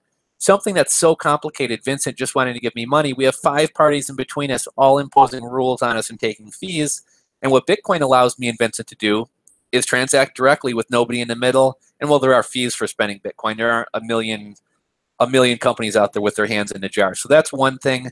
The other thing that Bitcoin does, and to people in the US and the Western world, this may not seem that big. A lot of you guys may not know that only 6% of the world's population has banking. That's because banks don't care about poor people. And the poor people that the banks do serve, they rape them with like fees and things like that, right? Like, don't got $500 in your Chase account, going to cost you $25 a month to deal with your own money. So basically, anybody in Africa with a $20 Android smartphone, as Andres Antonopoulos says, becomes their own bank, has their own bank. There's certain countries in Africa where women aren't allowed to own property, own currency. They can, hide currency from their abusive husband or whatever in cryptocurrency. Most of Africa, I actually have a supplier in Africa. They don't have a bank account, at least not one I can wire to. They can't get a PayPal account. They can't get a Venmo account, none of this stuff. So basically, if I want to pay them, Western Union's the only way. Western Union is a pain in the butt because you got to go there. They charge a 2% fee, which is really expensive. There's all types of limits and things like that. With Bitcoin, I could pay a supplier anywhere in the world with a couple clicks and much lower fees than either a bank wire or Western Union. So, I mean, that's kind of the power of Bitcoin. Andres Antonopoulos has another great speech about how he says like Napster and like LimeWire and like file sharing with music kind of took away a lot of the power from record companies. And it kind of allowed a lot of musicians or artists to sell directly to their customers. And he says like, that's nothing compared to what Bitcoin is going to do to the financial world. So that's kind of interesting.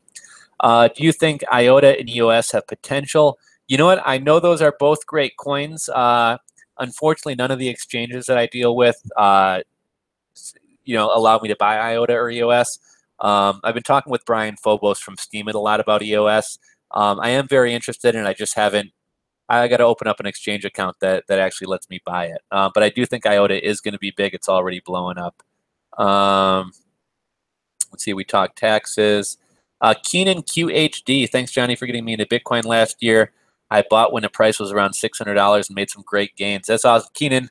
Keenan's an awesome guy. He's very active on the channel here in comments and stuff. And if I'm not mistaken, I think I was chatting with Keenan on Steam the other day as well. Yeah, I think I made my first Bitcoin video the day that Bitcoin flash crashed from like 600 to 487 and kind of told everybody like this is probably something that you should get in on.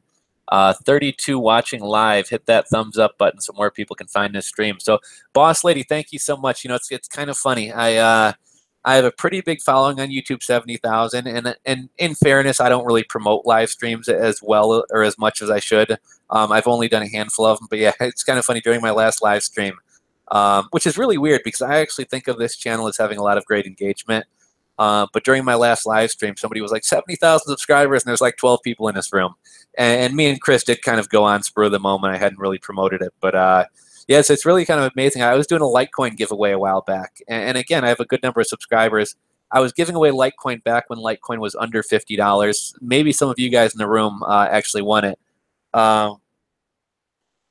Anybody who bought Litecoin during my Litecoin giveaway, which really was only probably a month or two ago, let's see, was that like 50, 51, 52, 250? Anybody who I gave Litecoin for has probably seen about a 4 or 5x on their Litecoin since then. So that's pretty crazy. But yeah, it was kind of nuts. I did a Litecoin giveaway, and I think I only had like 30 or 40. Basically, I just had TubeBuddy randomly choose comments. Let me see, I'm gonna give myself a thumbs up here. Yeah, for anybody who's in the room, I think we got a few more super chats. So I'll make sure I hit your guys' questions too. Anybody in the room, please thumbs up. It'll help more people find the stream. I think we got 44 people watching right now. Let's see, where was I going? Oh yeah, but yeah, during my Litecoin giveaway, I think I only had like 30 or 40 entrants per week, which most of the time somebody gives away some garbage and you're like competing against like hundreds or even thousands of people. So anybody who got in on my Litecoin giveaway, man, you guys had a really, really good chance to win because you know you essentially had like a 1 in 32 chance of winning. So I am going to get back to doing those Litecoin giveaways again here in the near future. Kenji gave me a thumbs up. Thank you. Is GDAX a good place for cold storage? GDAX isn't a wallet and it's not cold storage. I don't even know that the Coinbase vault would be considered cold storage. Cold storage would be like a paper wallet. I don't know if maybe somebody else can answer this. I'm not sure if a Trezor is considered cold. You know, I hear the term cold storage thrown around a little bit. Hardware wallet, in my opinion, is probably the best place to keep your cryptocurrency. And the reason I say that, paper wallets are great. But unless you create it offline, you are exposing your keys and stuff. And also for people who are like new to the crypto, I'll be honest, I've been in crypto for a long time, and I find the whole paper wallet thing to be a little bit confusing. So yeah, I mean, I really think hardware wallets are the way to go. But if you're using Coinbase/GDAX, check into the Coinbase vault. It does lock your coins up for 48 hours, but it's really, really really secure. Jack K, Boston loves the rebel. Thank you, Jeff K. I don't know if you guys noticed, I got my Bitcoin shirt on tonight. I actually sell this one on Amazon. Let's see. It's me. Okay, so Boss Lady answered that. GDAX is an exchange, not a wallet. That's an interesting thing. This kind of brings, I'm not really trying to criticize anyone, but with the rise in, obviously with YouTube, anything that becomes popular or trending, everybody wants to jump on the bandwagon because it gets a lot of views. And it's kind of funny. It's I don't know if any of you guys have ever had like a favorite band who's kind of like underground or not well known. And when they're not well known, you're telling everybody about them, right? Like I remember Jack Johnson. I was into Jack Johnson before anybody was really into Jack Johnson, and I was like, oh, check out this guy Jack Johnson. He's awesome. Check out Jack Johnson. Check out Jack Johnson. And then once Jack Johnson goes mainstream, it kind of annoys me that, as stupid as it sounds, it kind of annoys me that everybody loves Jack Johnson. It's like, hey, I was the first one to find this guy, and now you guys all, you know. So it's kind of stupid. So, I mean, I've been promoting Bitcoin and advocating for Bitcoin for a long time. And now that it's popular, it kind of annoys me that, like, new people are kind of jumping on the bandwagon. So now Ty Lopez is a Bitcoin expert and is playing these pre-rolls before every video that I want to watch. And I think he's making money off the Coinbase affiliate things, which I can't knock the guy. I'm doing the same thing, right? Like, I mean, if somebody asked me where to buy Bitcoin, hey, this is, this is where I buy it. If you use my code, I get $10, you get $10, win-win, right? But Ty Lopez has a video. I'm actually a big fan of, who's the other cat? And Clark Kegley. I really like Clark Kegley. I think he's done amazing things with his YouTube channel. He's got a YouTube channel about like journaling and self-improvement and also entrepreneurship. And I like him. I think he's awesome. I contacted him to see if he'd do a coaching session with me a while back. Really have nothing but good stuff to say about him.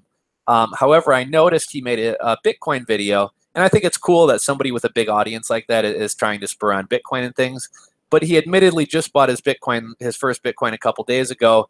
And he made a video about Bitcoin. I noticed a lot of the advice he gave was like calling Coinbase a wallet, and there was something about, what was it? Like putting off buying Bitcoin is like putting off a workout routine. Like those things aren't at all the same. And so it's just like everybody's hopping into the Bitcoin space. And so, yeah, I don't know. I guess my point is you just got to be really careful about where you're getting your info and who you're listening to and things like that. And then I don't know, that weird analogy about artists you like or whatever. I forget where I was going with that. But yeah, GDAX is an exchange. Boss Lady, hardware wallets are for cold. Okay, so Boss Lady answered that. I guess my Trezor is considered cold storage. Hey bro, my brother purchased 12 Bitcoins and a plot of land on the moon. I'm not kidding. He bought me some land on the moon. He purchased mostly just as a gag for my birthday in 2012. That's kind of cool. How do you get a wallet? Taylor Walston, buddy. So if you want to get a hardware wallet like this, you can order this directly from, I believe it's Trezor.io. Google Ledger, I don't recall their, actually, you know what? Let me pull up some links here. Okay, Trezor.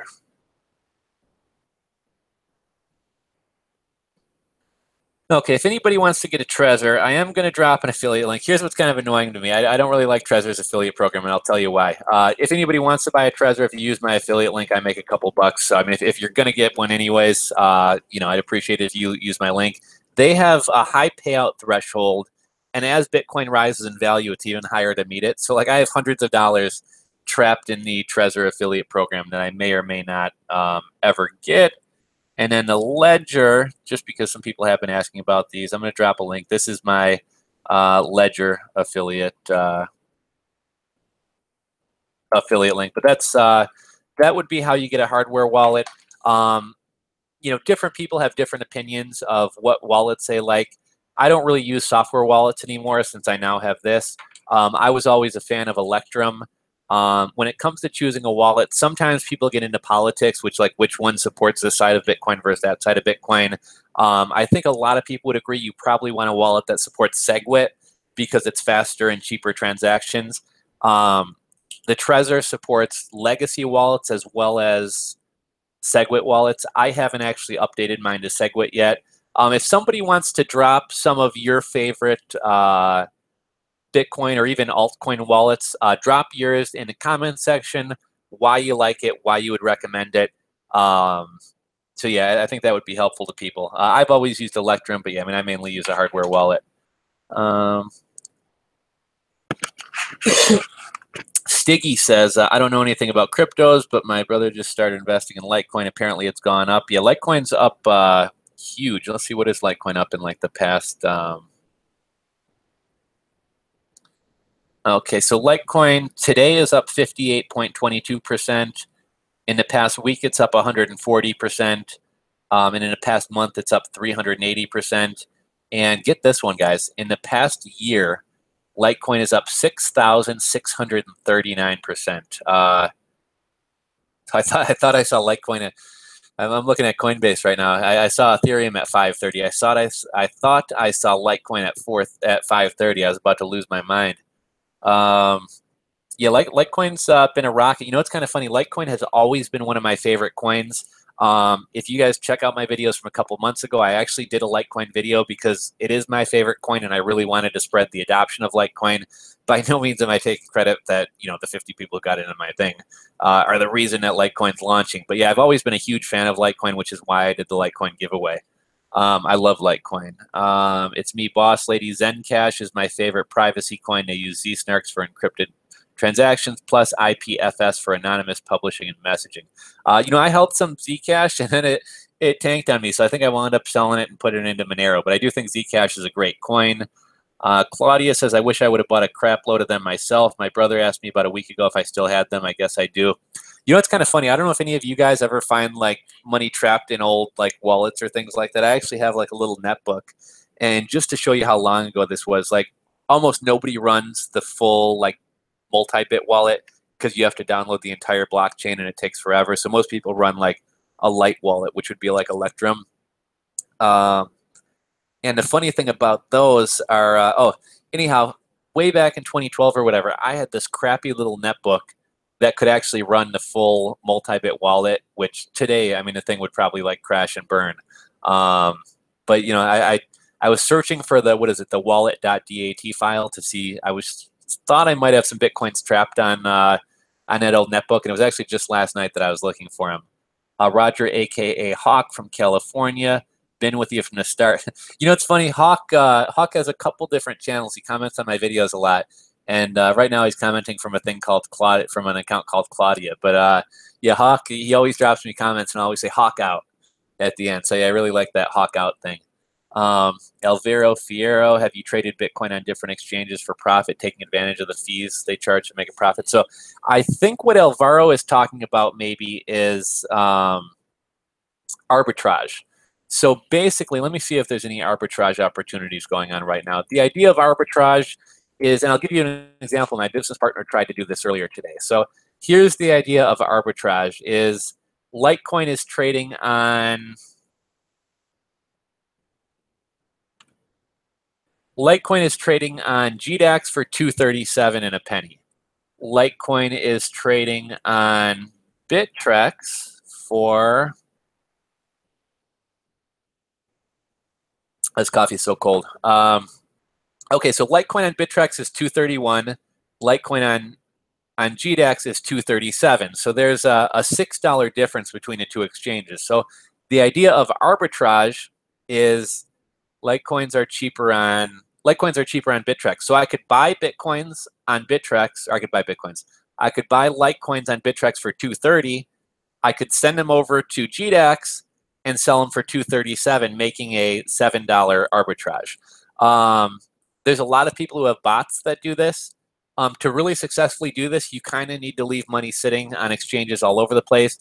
My business partner saw this earlier. What he wound up having to do is he bought Bitcoins on GDAX, sent them over to Bittrex, bought Litecoin on Bittrex, and then tried to send those Litecoins back over to GDAX and sell them for an increased rate. Now, we all know how long Bitcoin transactions are taking right now, not only to get the 6 confirmations, but even after they get 6 confirmations, you still have to wait for, even after 6 confirmations happen, the exchange itself normally takes a few extra minutes to process it.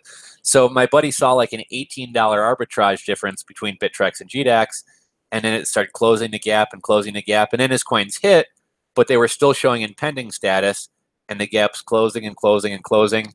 And this was kind of at the end of the day. So I left the office before I saw what the resolution of this was. But the biggest challenge with the arbitrage game is, basically the clearing time that everything takes to happen. I'm going to scroll down here and see if there's any kind of super chats that we need to address. And then I'm going to pick up where we left off. Bunga Bunga, we covered him. Can you store altcoins? Okay, so Bunga Bunga said, can you store altcoins with Electrum at all? Also, if I keep my coin in Electrum, there ends up being a fork. What do I do to actually keep them safe? So I don't believe Electrum deals with altcoins. I think Electrum did make kind of a sister site to deal with either Bitcoin Cash or Bitcoin Gold. If somebody, man, what's the name of that one? There's one that starts with an A. Somebody please drop a comment in the comment section below for Bunga Rippa. We'll go for a while longer, and I'm gonna get off here and Bunga Rippa, rip some bungas myself here. But somebody drop a link to some of the best altcoin wallets out there. for Bung Bunga. It's slipping my mind at the moment. Regarding what happens when Bitcoin's fork. So with my Trezor, it was pretty easy doing this process. With my Trezor, they basically walked you through the process. With Bitcoin Cash, initially they weren't allowing you to keep it on the Trezor, so basically I could access it, and then I was allowed to send it to GDAX. With my Bitcoin Gold, they actually were going to let me keep it on my Trezor the whole time. I didn't want Bitcoin Gold. I thought it was garbage. I sent that over to Bittrex and sold it right away. Here's my I haven't had to do this personally, but here's my actually, you know, I take that back. I did just recently do it with a small amount of Bitcoin Cash, out of like 15 bucks of Bitcoin Cash. So what you would do, create a new wallet, send your Bitcoins from your existing Electrum wallet to the new wallet. At this point, you've gotten your Bitcoin off of Electrum. Your Bitcoin are safe. You have a new seed and a new wallet. On this old wallet, your old Electrum wallet, it's going to show a zero balance for Bitcoin. However, within that wallet is your Bitcoin Cash or Bitcoin Gold. You're then going to find a wallet that's compatible with Bitcoin Cash or Bitcoin Gold, and do your research. There's a lot of scams and things out there, but you're going to import your seed. You're going to import your 12-word seed into your new wallet, whatever one is compatible. And essentially, even though your wallet's showing 0 Bitcoins, your Bitcoin Cash or Bitcoin Gold are kind of in a way trapped within that seed. You'll access it on a new wallet, and then you can send it over to an exchange. So that's kind of how you handle that. Santa's Elf says "F-U." That's not very nice. Let's see, what's the site? Do you think Bitcoin will go? Question. You know, let me go back up here to Claudia, and we'll kind of move slowly down here.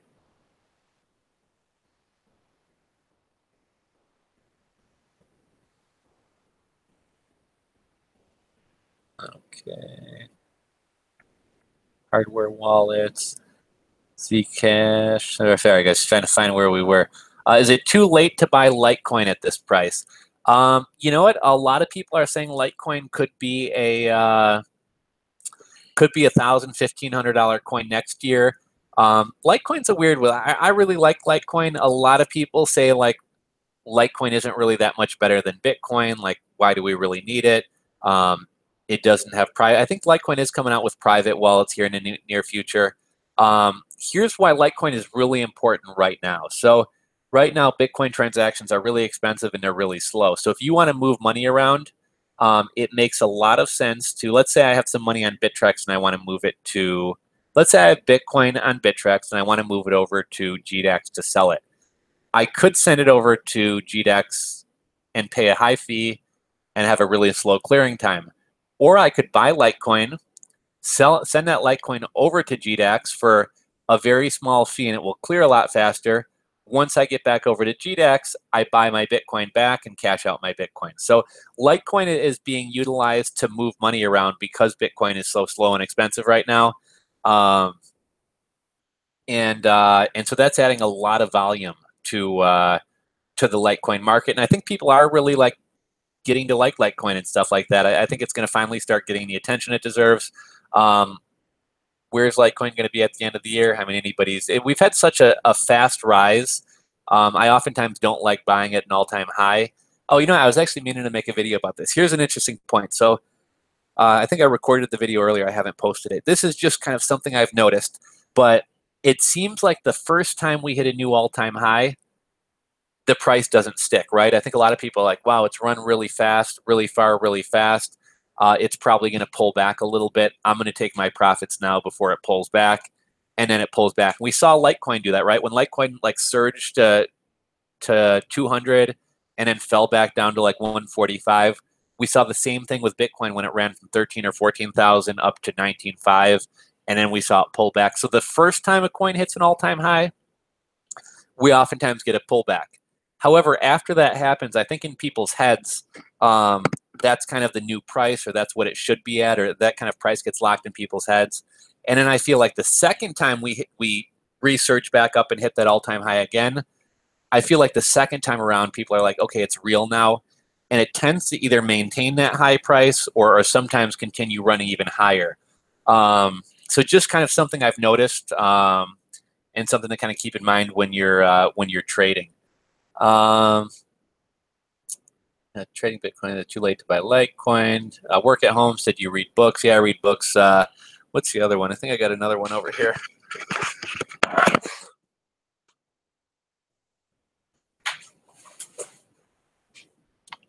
Yeah, so I got, right now, I'm reading The Art of Nonconformity. This one might be garbage. I just kind of picked this one off the shelf. The Happiness Makeover.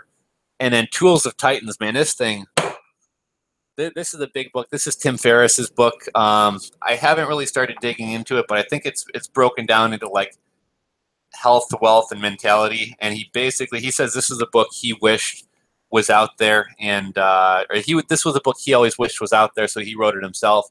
And I think he kind of touches base with experts in all these different fields and gives advice on like health and nutrition and working out and everything else. So that's kind of what I'm reading right now. It's Boss Lady. I prefer decentralized exchanges over Coinbase and GDAX. Boss Lady, what are some of the decentralized exchanges? Is CEX.io I think that might be a decentralized exchange. One other thing, just throwing out there just before I forget, Coinami, I think is like an index fund of various cryptocurrencies. I don't think those of us in the USA are supposed to participate, but that's one that's really interesting to me. If anybody wants to talk about that a little bit more in the comment section, please feel free to do so. Got that one too. Great book. My brother purchased 12 Bitcoins back in 2012 for my birthday. I'm not sure if I still have them. How can I tell?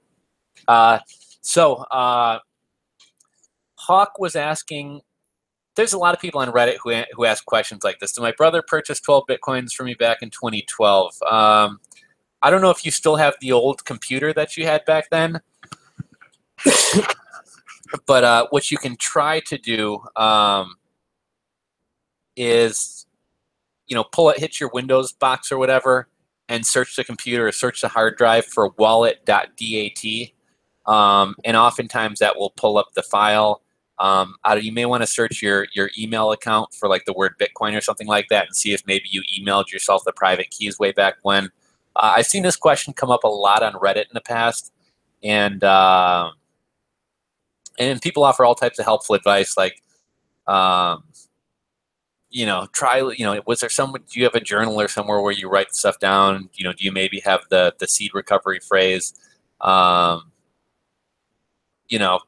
don't know if anybody has any advice for Hawk. I'm not too knowledgeable about that, but if anyone has any suggestions for how he might be able to find or remember some Bitcoin that was purchased for him back in 2012, that would be worth a good amount of money today. Hawk, if you happen to find a computer, there are services out there that can do like data recovery. I know it can get pretty expensive, but we're talking about a lot of money. Dating for Sex asked how to write a resume. I'd be happy to touch on that. However, I'm going to try to keep it with crypto today. I do want to start. It's been awesome. I appreciate all your guys' support. We got 47 people in the room. Everybody's being very active and stuff. So I'm slowly but surely getting more comfortable with this live streaming stuff. So I'll try to be doing more live streams about Shopify and eBay and everything else. But yeah, I'm going to try to keep this one to kind of crypto stuff. Saputra talks about where to mine Bitcoin. It's kind of funny. My dad actually asked me earlier. He was like, I may have to take a little break and reheat some coffee here in a minute, but we'll go for a while longer before I do that. Way back in the day, I tried Bitcoin mining on that little netbook. I've also used programs like MinerGate and stuff like that. Way back in the day, the difficulty was lower. ASIC miners hadn't really taken over. You weren't going to get rich, but you could actually mine some coins with like your average laptop or your desktop computer. It's gotten to the point where, like, unless you really invest in a big setup, you're not going to make any money mining Bitcoin. If you have like a gaming PC or something like that, or if you buy like an outdated like rig, you might be able to make a little bit of money mining like Monero, or even better, some of these like small altcoins and stuff like that.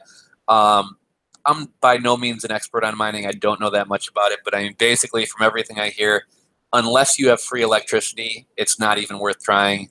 And even if you do have free electricity, you're probably looking at about 18 months before you pay back the initial investment for the equipment that you bought. So, I mean, most people seem to say rather than mining, you're probably better off just putting that money into Bitcoin. I know electronium is kind of all the rage nowadays, and I've heard that I don't really know that much about it. I kind of thought it was a scam. That's kind of what I'd been hearing from people. And then I saw Brian Phobos from Steemit, whose opinion I really, really respect. And he was talking about electronium, and it's going parabolic, and it's this awesome coin. And I really respect his opinion, so that caused me to want to take a second look. I think you can mine electronium on your phone. I think you can mine electronium with your average PC. I'm by no means an expert. If some of you guys want to chat a bit about electronium and drop some knowledge on us, I'd love that. Let's see, livewatch.com is better than CoinMarketCap. Okay, so Merch Studio says livecoinwatch.com. Let me check that one out. Livecoinwatch.com.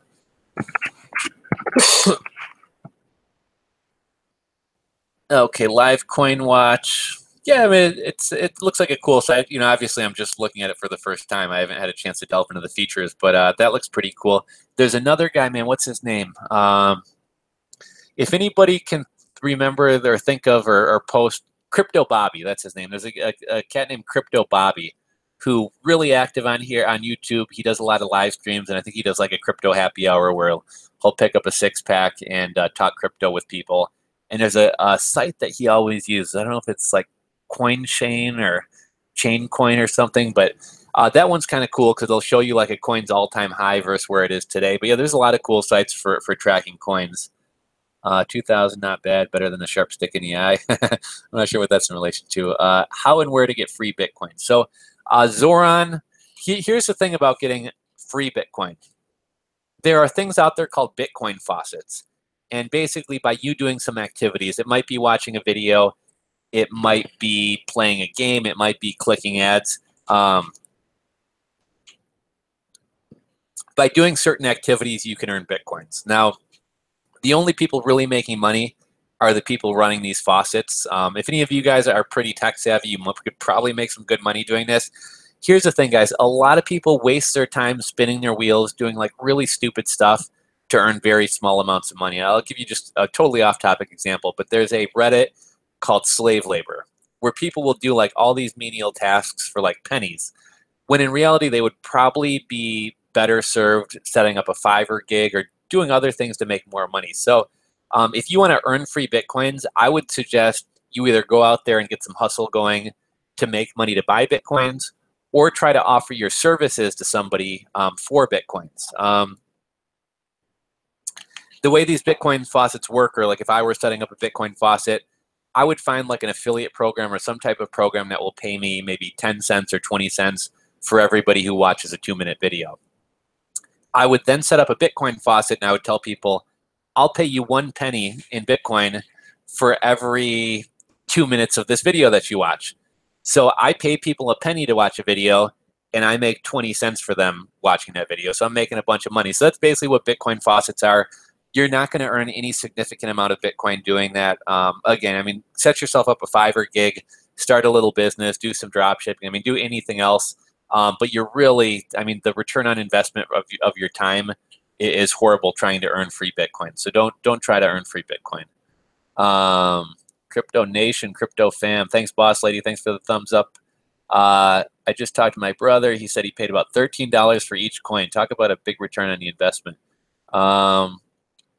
Most people are terrible with security on email, phones, etc. And if you treat cryptocurrency like that, you will lose your money. It's simple. Instead, get smart with crypto security. So Merch Studios has a great point. My dad was using 2FA with a text message. I told him he should use the Google Authenticator. In my opinion, most of these hacks going on right now with Tanner Fox and everybody else, it's all kind of like marketing gimmicks to get people interested and stuff like that. So I don't know that I buy into that stuff, but it is very real that your Bitcoins can get stolen. You can get hacked. Never use the same password for anything. Never use the same email across multiple exchanges. Use hardware wallets. Don't keep more money on exchanges than you're trading with. You know, there's all types of security things. But yeah, use some common sense.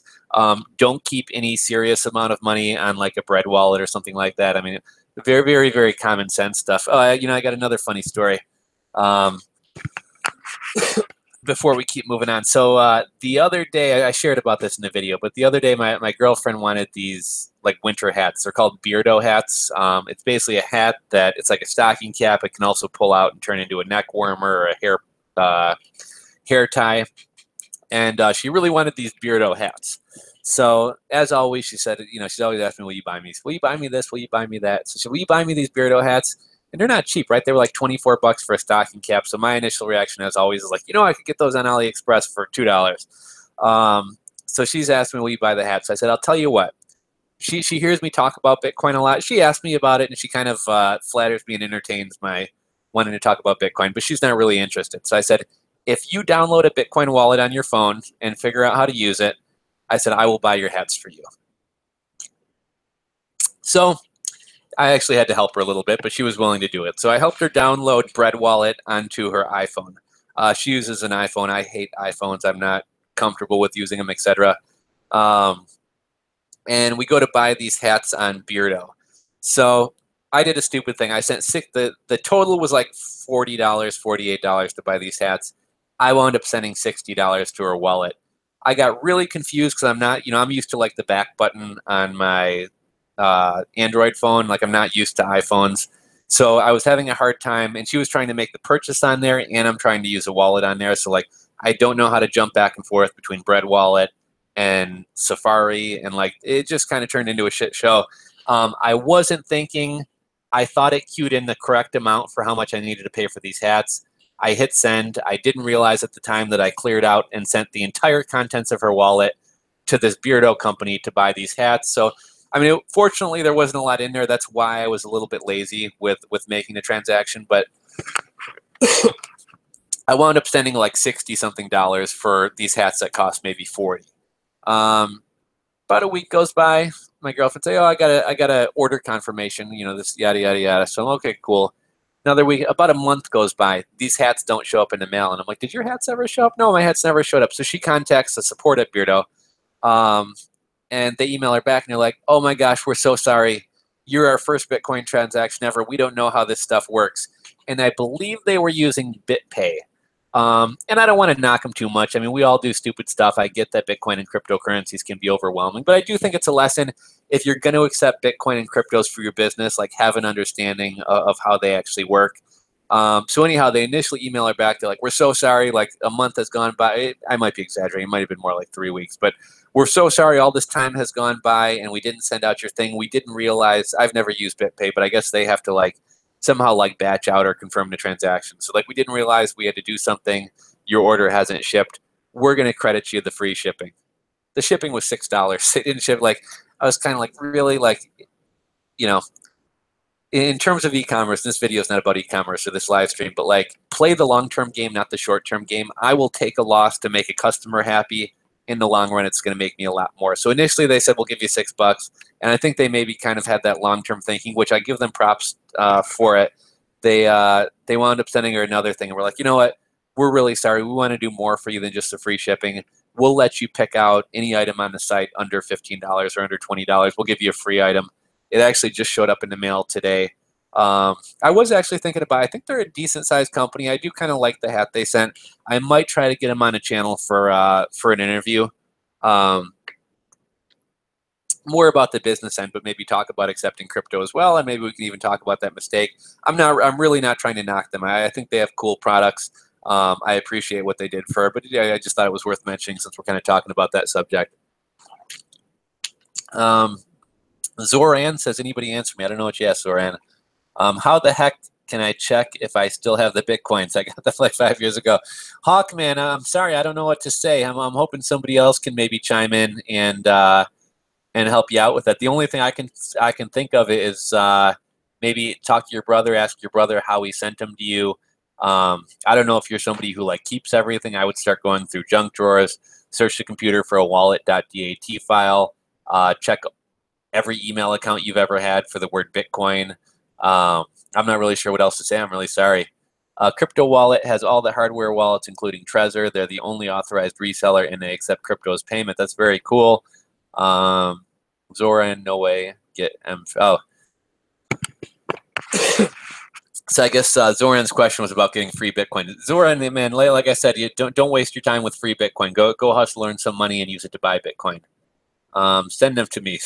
You know, here's another thing. Like, I'm not trying to knock Zoran, but like everybody online now is putting their wallet. Like everybody who, not everybody, but there's a lot of people. Like every Reddit post that they make, they're dropping their wallet. Like there are people out there passing out free Bitcoins like candy. I mean, back in the early days, I used to give everybody Bitcoins in pretty large, what today would be thousands or maybe even tens of thousands of dollars, just to kind of spread adoption and use. Like anytime anybody expressed the most minor interest in Bitcoin, I'm like, you want some here? You want some? Like, and if you went to a Bitcoin convention or a Bitcoin meetup, like the one expert in the room who was teaching everybody else would be like, okay, everybody gather around. I'm going to send each of you guys like $1 in Bitcoins or $5 in Bitcoins to show you how it works. So people were very generous with their Bitcoin. And that's one kind of a really cool thing about the Bitcoin and cryptocurrency community.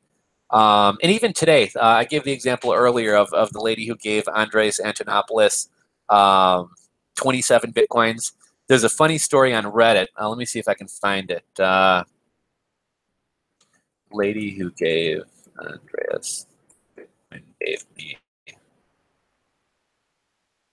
a link for you guys. Here's kind of, so I guess the same lady who gave Andres Antonopoulos the 27 Bitcoin, some kid made her, I don't know, like a funny profile picture and sent it to her, and she gave him a Bitcoin. Yeah, here's $18,000 for making me a funny picture.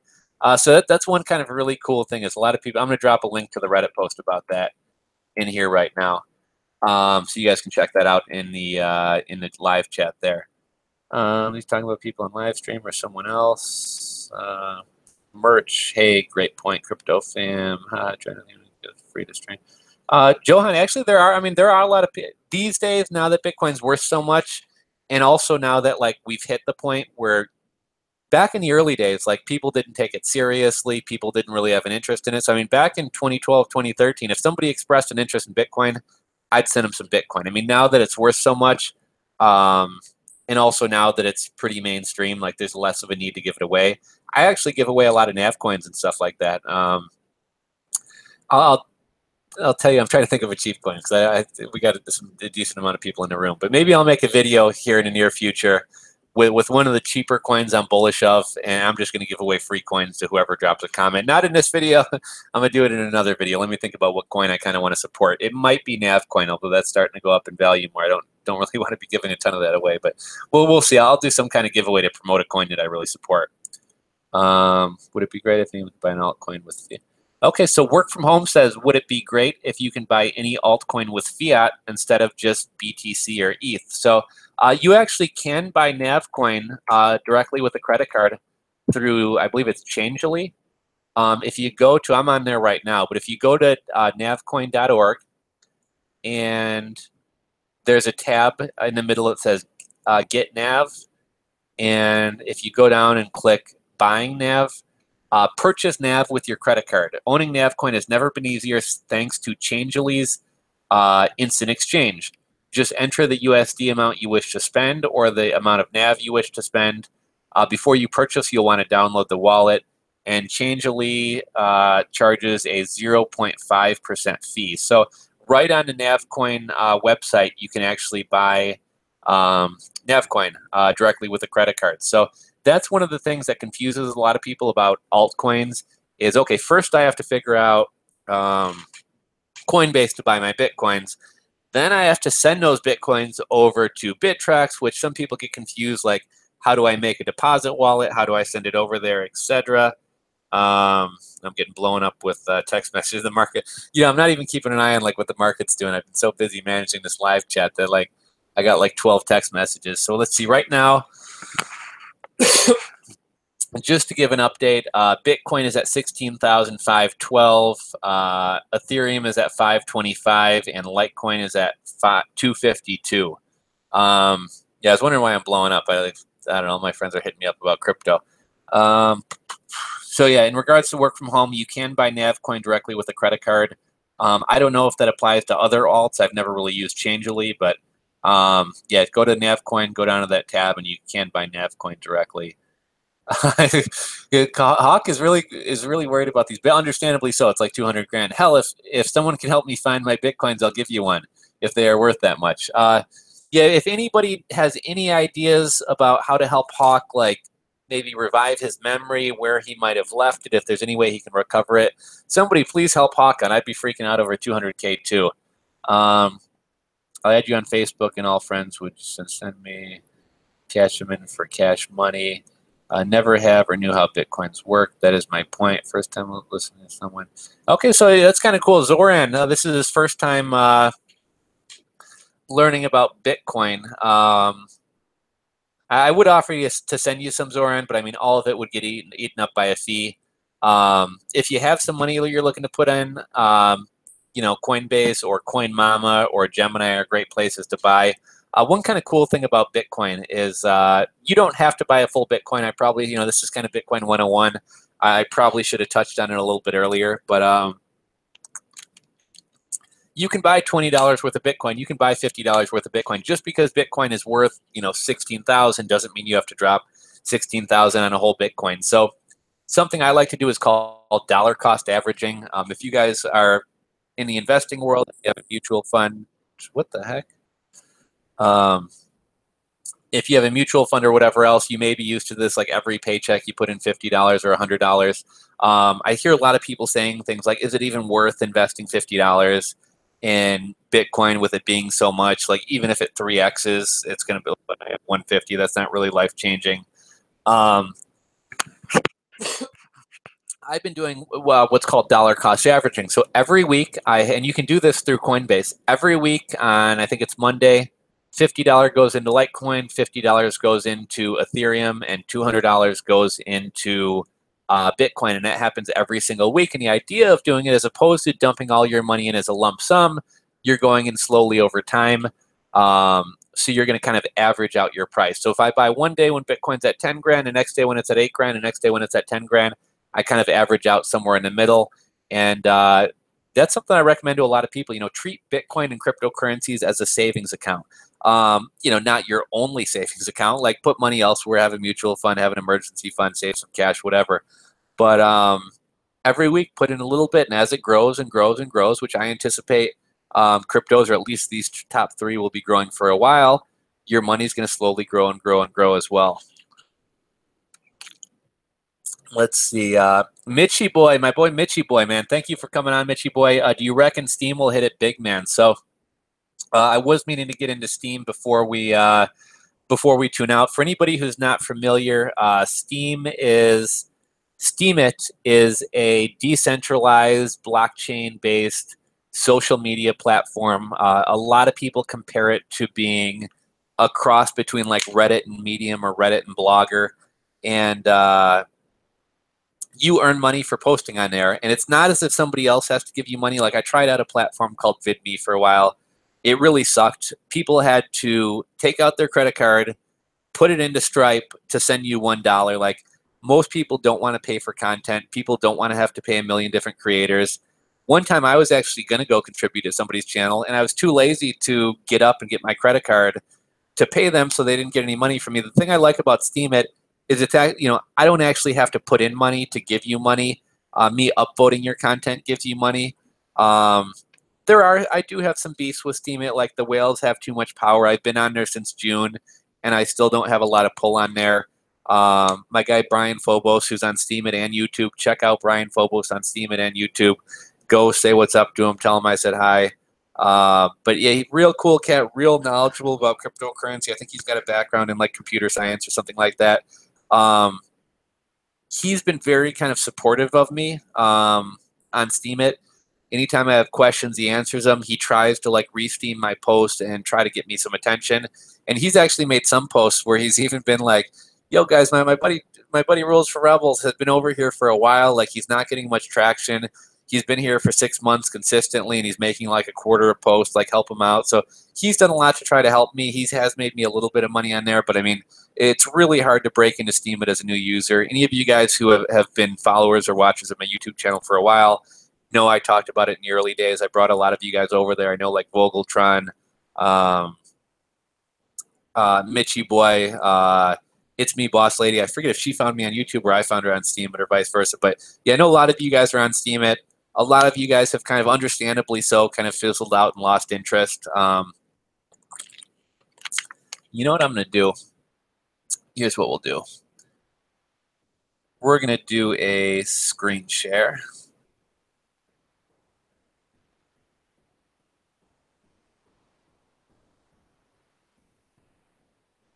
Okay. I don't want to spend too much time on Steemit, but this is basically Steemit. Recently, they've come out with a new logo. One of my beefs about Steemit is not a lot of the type of content I want to watch is on here, and the search function is really poor. So let's say I wanted to search some content about like Amazon merch.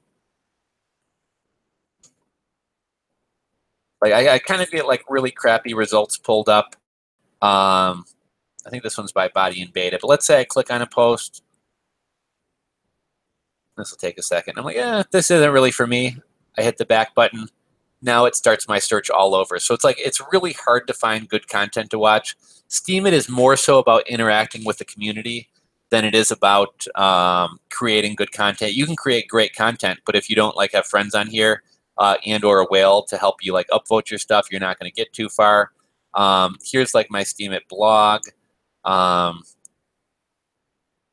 Join the worst. Okay, so this isn't mine. This is something I re-steam. But I mean, here's a post I made. I earned 61 cents, 51 cents, 54 cents. It's really not bad because for the most part, I do create some unique content for Steemit.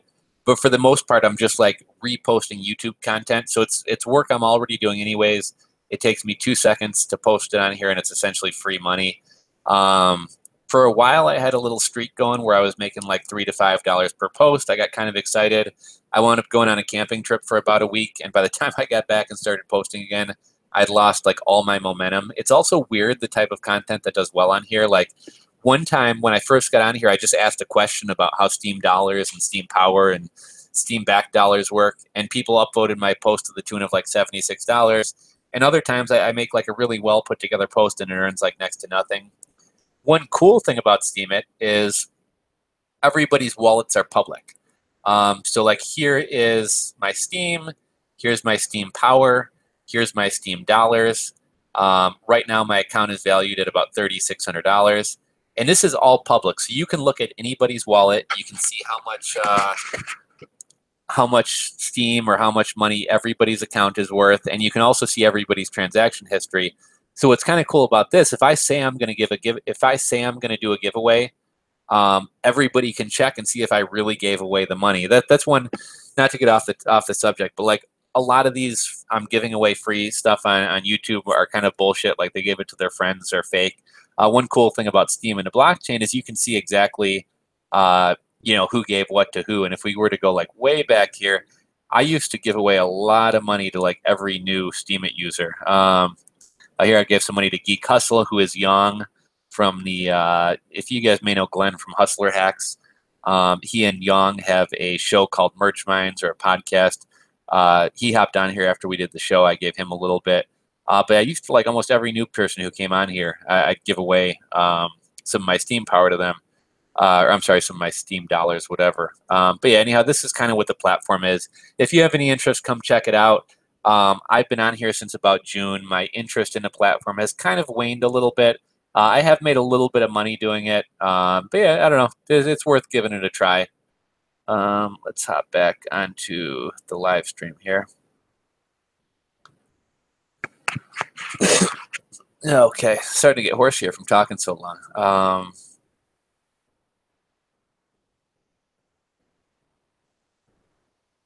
Okay, Claudia, how much? Okay, so yeah, it looks like Boss Lady's trying to help out Hawk. Where were they purchased? If you had $5,000, what's the best thing to invest in? Okay, so GS asked me if I had $5,000, what would I invest in? You know what? Normally, I'm pretty good at reading the markets, and anybody who wants to, I always, say anybody on the internet can say anything. A lot of people jumping into the crypto space, in my opinion, have no business giving advice or whatever. I'm by no means an expert, but I mean, you guys can look at my track record. I told you guys list was going to double or triple. It did. I told you guys NAV was going to double or triple. It did. I called Bitcoin back at, people called it obviously before me, but I called Bitcoin back at $400. I was trying to get everybody turned on to Litecoin at $50. I mean, you can look at my YouTube channel and see I have a pretty good track record of reading the markets and making the right calls. I'm not right every time, but I'm pretty good. Right now, I really honestly don't, it's so crazy everything going on right now. The big surges in price we've seen, the CBOE futures market rolling out the other day, and the CME markets rolling out on December 18th. Everything is so crazy right now. It's really kind of hard to say what's going to happen. I will say I'm bullish on all cryptos. I think Litecoin has more room to run than. Actually, I don't know if I want to say that. Okay, so there's all these stories of like the kid who bought $100 in Bitcoin back in 2011 and now it's worth $1 million and everything. Like, I really don't think we're going to see gains to that extent on Bitcoin. So with more risk comes more reward. If you're going to want to see those like 15,000x gains and things like that, you're going to have to go into the riskier altcoins. Something I've been doing lately is taking some of my gains and just spreading them, small amounts, but spreading them across all types of altcoins and hoping that kind of one has a moonshot. The downside to that is it's really hard to kind of keep track of like so many coins when you have so many coins. So a lot of times something will spike and come right back down. And if you're not keeping an eye on it, you may not even know to sell it. I remember a while back, my buddy was like, oh my gosh, Rise, I'm not a huge fan of Rise long-term, but it's an interesting coin for swing trading. A while back, my buddy was like, oh my gosh, you see Rise went up to like 66 cents. And I have Rise from like under 10 cents. So I was like, oh my gosh, that's crazy. And it wasn't until like 2 days later that I realized I was holding Rise that whole time and didn't even know about it. So I did sell it off for a gain. But I mean, the more coins you have, the more coins it is to track. Merch Studios, Claudia, you can buy and sell Bitcoins from your wallet. You see where the coins are. Where do you see your YouTube going? Alvaro Fierro. As far as my YouTube channel, so right now I think I have 71,000 subscribers. It's kind of crazy. Like my growth, I grew. It took me a while, but basically, like it felt like 0 to 10,000 was pretty fast. 0 to 25,000 felt like it happened in a snap. I went from like 25 to 40 like pretty quickly. And that last like 6,000 from like 44 to 50,000 was like really a grind. And ever since it's been I really want to get to 100,000. It's kind of weird. I never really viewed myself as a YouTuber or wanted to do YouTube. I started messing with it. I've really enjoyed it and really enjoyed talking to all of you guys. And it's become an obsession of mine that I really want to get to 100,000 subscribers and get one of those YouTube silver play buttons. So anybody who's watching the live stream, like if you're not subscribed, please subscribe. If you have some friends who are into crypto or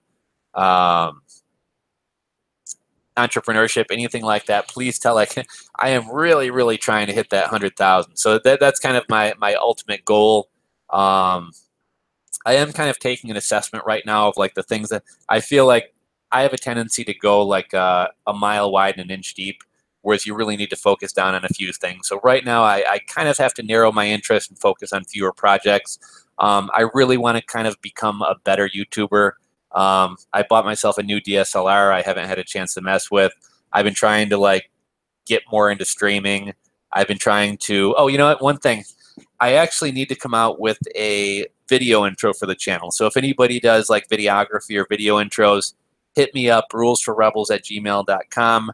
I'm more than happy to pay at the same time. I mean, you have exposure to like 70,000 people here. So if somebody is willing to work for credit, I'd be happy to like plug you and maybe even have you come on and talk about the intro. But I do need an intro. I am happy to pay. I will pay in crypto. So if anybody does intros, reach out to me. But yeah, I mean, overall, I'm looking to get more into live streaming. I really want to hit 100K subscribers and just kind of really want to up my presentation and become a better YouTuber. That's for Alvaro asking about that. Keenan HD, Johnny, new users have it easy now. If your reputation is below 52 and you post good content, people can submit query it to whales and get a big payout. 3 of my blog posts. That's awesome, Keenan. You know, one thing about Steemit, and that's probably one of my faults and why I really shouldn't complain about my slow growth on Steemit. There's all these like little groups you can join. Like one is just going to look at my payouts. Like somehow I joined something called I don't know, it's T3 RAN 13, but there's all these like little groups that you can join, and like people will get behind you and help upvote your stuff. And a lot of times, like I try to stay active and relevant on Steemit, but at the same time, I don't spend a ton of time on there. So like there's all these different like whale groups and help groups and like all these things going on, and I'm kind of in the dark about. Alvaro asked about what happened to the Hustler story. You know, it's kind of funny. I actually have a bunch of new episodes that I need to get out there. I did a couple interviews. One's about a window washer. I have a couple other interesting stories. I've really kind of, I don't want to say I got burnt out, and I'm kind of taking a break from the Side Hustle series to get some more stories queued up. And I've also been kind of sidetracked with some other projects, but I will get back to that. Do you own Ripple, and what do you think about it? That was Bunga Bunga Bunga. I no longer own Ripple, and I actually kind of like XRP as a project over Ripple. I believe it's kind of a similar project. Claudia says, I probably lost my coins. So somebody help Hawk with those coins. Claudia's reminding me, it's sort of like looking for a file on your computer. Ask your brother exactly when he bought the Bitcoin. So yeah, if you Hawk, if you talk to your brother and maybe try to nail down a more specific date, maybe you or he can try to see if they have like an old email with like keys or something like that. You can buy altcoins using fiat directly from other people or on decentralized exchanges. How do I buy cryptocurrency? Beerhead, how do I buy cryptocurrency? Coinbase or Gemini, or which one? Genesis is mining. Gemini is the exchange. I think Coinbase is probably the best place, Beerhead. I do have an affiliate link below. I get $10, you get $10. I'm a big fan of Coinbase. I know a lot of people don't like them. It's just like an easy way to enter the market for the first time. Also, CoinMama, Gemini, there's a lot of options out there. Amazon bought some domains like AmazonCoin.com and Amazon Crypto and a bunch of other crypto domains recently. Who knows? Yeah, you know, I heard about that Merch Studios. So somebody was like checking, like, I don't know, what is that called, DNS records or whatever. Anyhow, it came to light that Amazon was buying up domains, so maybe they will try to do something with in the crypto space. I'm guessing he's not talking to people on the live stream. Thanks, I'll call him back and ask. What was the tax thing you talked about? Okay, so SRB, you asked about taxes. I'm not going to go through the whole thing again, but basically, if you hold crypto for, just a recap on taxes for anybody just tuning in, if you hold crypto for over a year, long-term capital gains taxed at 15%. If you hold crypto for under a year, short-term capital gains, I believe it's based on your income tax bracket or your income bracket. I was looking into mine. Mine the other day are 28%. Let me see if I can find a chart. Short-term, long-term capital gains chart. You do not owe taxes until you sell for US dollars or fiat. If you sell Bitcoins for altcoins, technically speaking, it's a taxable event. A lot of people argue that it should be a like-kind exchange. I really don't think it will be. So if you make purchases with your crypto, you're supposed to be tracking gains. If you buy altcoins with your Bitcoin, you're supposed to be tracking that as well. I'm having a hard time finding a chart, but just for easy numbers, let's say short-term, 28%, long-term, 15%. Use Bitcoin Tax. It's an awesome program. It's only $19.95 for every year you want to pull records from. And you can check first in, first out, last in, first out, specific, whatever it's called. So that's the whole tax thing. Darcy, with HYIP programs, do you need to get in early and take out your seed money as early as possible and ride with house money? That's what I was trying to do, Darcy. I mean, I know I was kind of late to the game with Laser and even BTC Hash. I'm really surprised that BitConnect is still going. But yeah, I mean, that's the name of the game. You don't want to get in too early, because if you get in too early, it could be an outright scam. You want to get in after some people have shown they've actually gotten payouts, but you do want to be one of the earlier adopters. The reason Ponzi schemes work, and let's be honest, HYIP programs are Ponzi schemes. The reason why Ponzi schemes work is because if nobody made money and it was a ripoff right from the get-go, nobody would tell their friends and nobody else would get on. The reason Ponzi schemes work is because I make money. I'm making my 12% a day, and I tell my buddy, hey, I'm making all this money on Laser Online. You should hop on there too. And then he hops on and he tells a friend, and it can go for a while, but a couple things always happen at Tank It. Either the creators get greedy and take out too much money themselves and can't pay people. Old users are withdrawing and or wanting money faster than they can bring on new users. And I know BitConnect and most of these programs have stopped paying out at some point. A lot of times they will come back online. Sometimes they'll come back online for a while. Sometimes it's for one last final money grab. If an HYP that you're messing with ever goes offline, try to get all your money out, never put anything more back in. But yeah, I mean, the name of the game is don't go too heavy, get some money in, and every time you can withdraw a penny, try to withdraw it all. Once you get your initial money out, I mean, if you want to let some of the house money roll, cool. But I mean, I just got burned by Laser Online and BTC Hash. I was thinking about I was thinking about being greedy and maybe giving BitConnect a try. I don't know if I'm going to do that or not. Let's see. Merch Studios, crypto is a big enough opportunity without being so greedy as to be duped by dumb crypto scams. You know what? I think that's probably the best way to wrap up the HYP thing.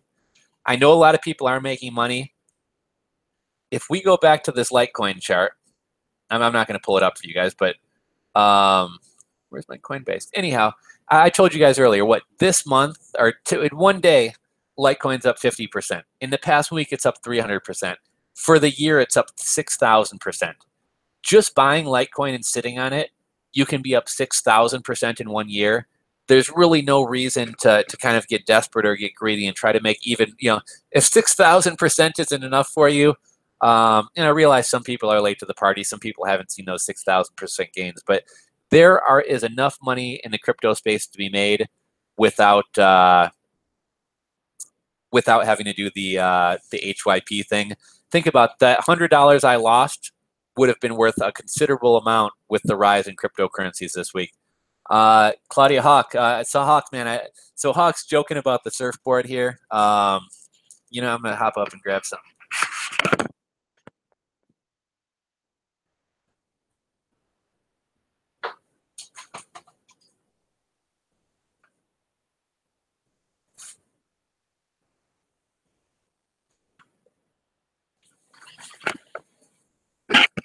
Okay, a lot of people have been asking about the surfboard, so this is completely off topic, but surprisingly enough, there actually is a small surf scene in Chicago, everywhere from Milwaukee down through Chicago, Northwest Indiana, and Southwest Michigan.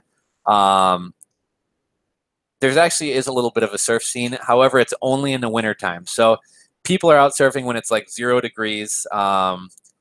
The waves in Lake Michigan are not made by tides like the ocean. They're actually made by wind. So you can only go out and surf when it's stormy, which tends to be when it's snowy and cold. So this is a 7mm thick wetsuit. Can be out in the water for 2, 3, maybe 4 hours before you die of hypothermia, but long enough to get a surf session in.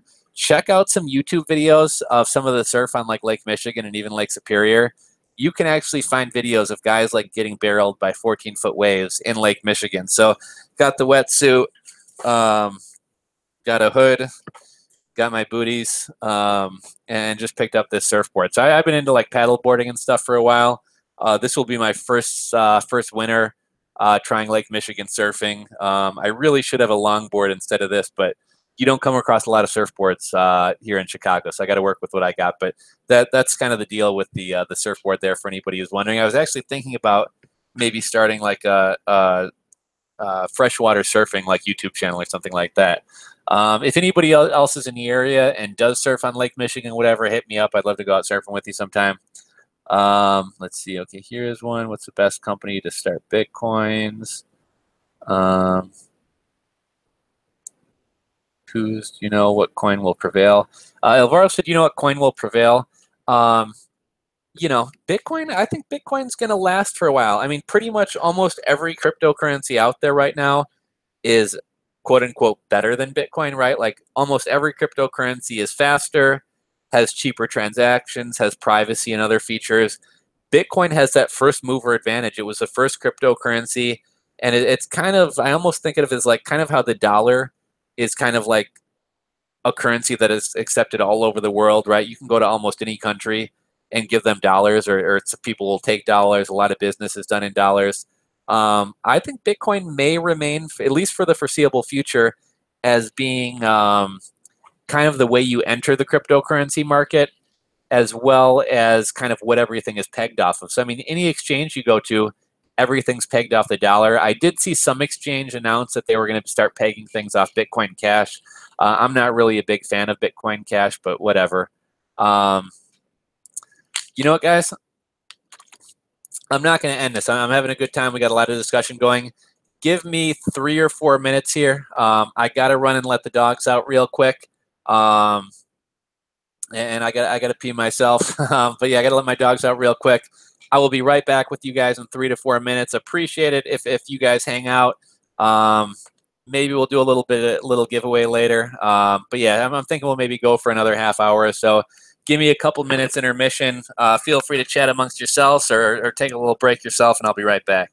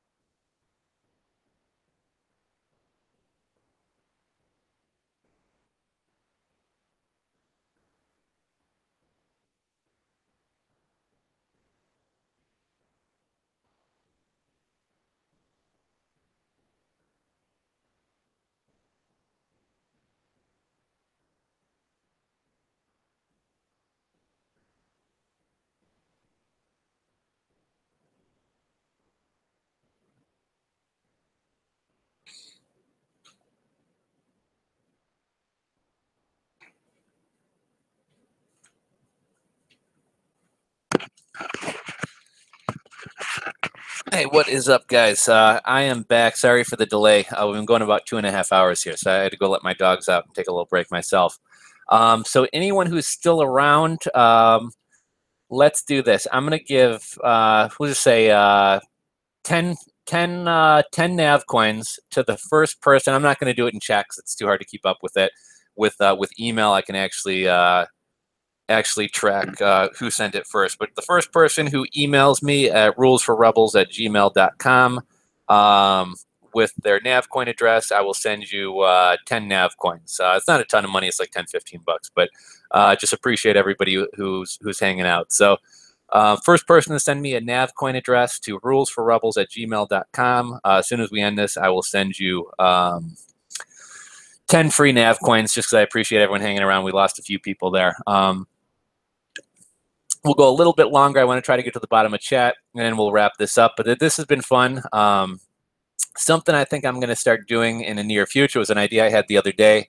By me, a lot of the liquor stores and grocery stores do like a pick your own six-pack, and you grab a six-pack case, and you can they have all these random beers, and you can try out different beers. I'm a big fan of like IPAs and pale ales, so maybe we'll start doing this like once a week or a regular thing. We'll do kind of like a crypto happy hour, kind of like Crypto Bobby does, and try some different craft beers and kind of talk crypto or entrepreneurship or whatever else. One of my favorite new beers, I'm a big fan of like Half Acre, Lagunitas, a lot of the Chicago breweries. And one of my favorite new beers is Lagunitas Born Yesterday. So if you guys like pale ales, check it out. But that's maybe something new we'll start doing. We'll go for a little bit longer. I'll see if I missed any super chats and try to get through the rest of these questions. We talked about which coin is going to prevail. You can buy IOTA from Binance. So anybody who wants to buy IOTA, Binance is where you buy it. I thought they didn't take, I mean, I guess you can just lie and say you're not from the US, but I didn't think they took, oh, no verification needed. So I guess I'm guessing if they ask you to check a box that says you're not from the US, just check a box that says you're not from the US because there's no verification. Surf's up. I'm on a boat, long tie sailing sea. I don't know what that means. I actually really like sailing myself. I actually just sold my sailboat. When the end of the summer, actually, I think September. I just had a little 11-foot Arch Davis, rowboat sailboat with a sprit sail. I wanted to see what job I can do from a boat. Where is the best place to find trend analysis and predictions? I like using cointracking.info just because I can look at the 24-hour, 7-day, or 30-day chart. Maybe somebody else can drop below some of the best sites that they like to use to find analysis and predictions. John McAfee said Bitcoin is a bubble until a new, better version of crypto comes out. In other words, Bitcoin will be the 8-track of technology.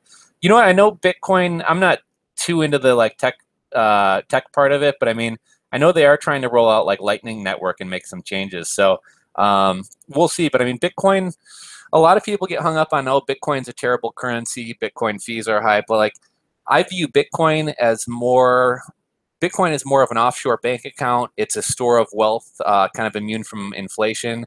I don't really think we need to be buying, coffee or movie tickets in order for Bitcoin to be a success. But it is getting kind of ridiculous with, I'm by no means a Bitcoin Cash fan, but I mean, it is kind of getting ridiculous with the, what am I trying to say? With just the long transaction times and the high fees. Maybe when I switch over to SegWit, that'll get a little bit better, but yeah, that is a problem. We talked about Bunga's thing. How much is one Bitcoin worth? Talked about that.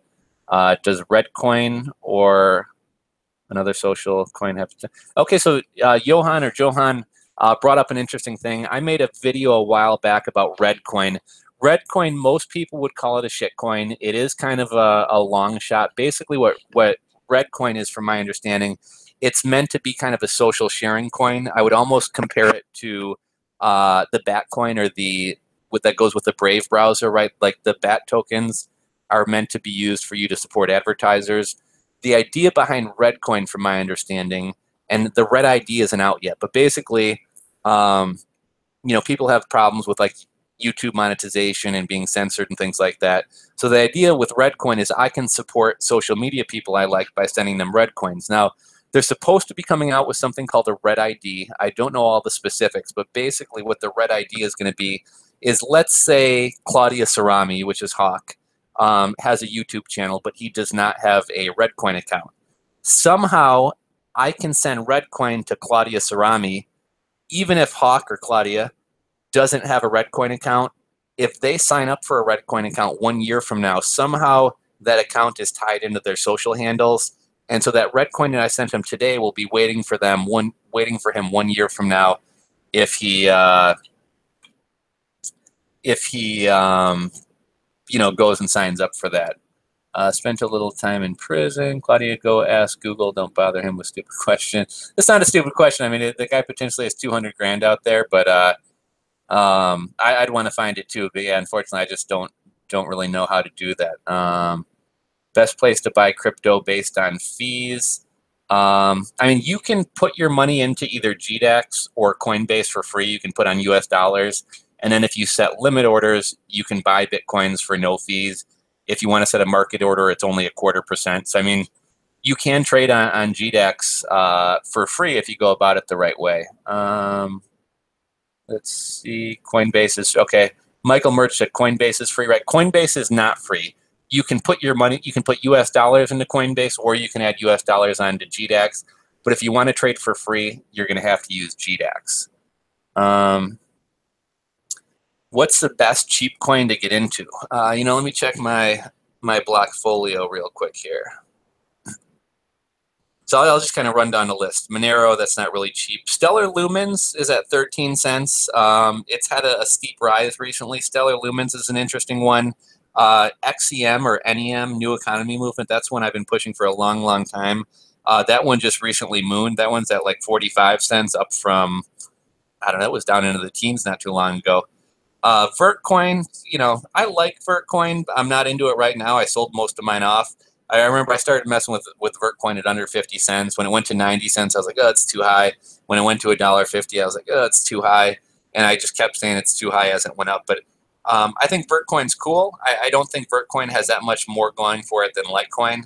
And I think with the recent popularity, like Litecoin's up $100 on the day. I think Litecoin's going to start getting a lot more attention. If we get any dips, I'm definitely going to be buying more Litecoin. I'm kind of kicking myself I sold some Litecoin off at like 100. I sold some more off at like 150. I sold some more off at 200. I'm wishing I wouldn't have sold it, but I am continually dollar cost averaging into Litecoin. Steam's had a nice rise recently. Steam used to be one you could consistently swing trade. And I actually have a lot of money tied up in Steam. I was swing trading Steam, and I kind of got caught buying it on the high end at like 116, and then it went down to like 80 cents. So I wound up putting it into my Steam account and powered up. Right now, if you are on Steemit and you're earning Steam dollars, you can either cash them out and make really good money cashing them out, or if you trade it for Steam, your money goes a lot further. So, I mean, for like $1 Steam dollar, you can get like, I don't know what the price is right now, but like 10 Steam to power up your account. Siacoin's really cheap. That one's been doing okay recently, but like Siacoin never really does anything. I've been into that one for a while, and it's never really performed for me.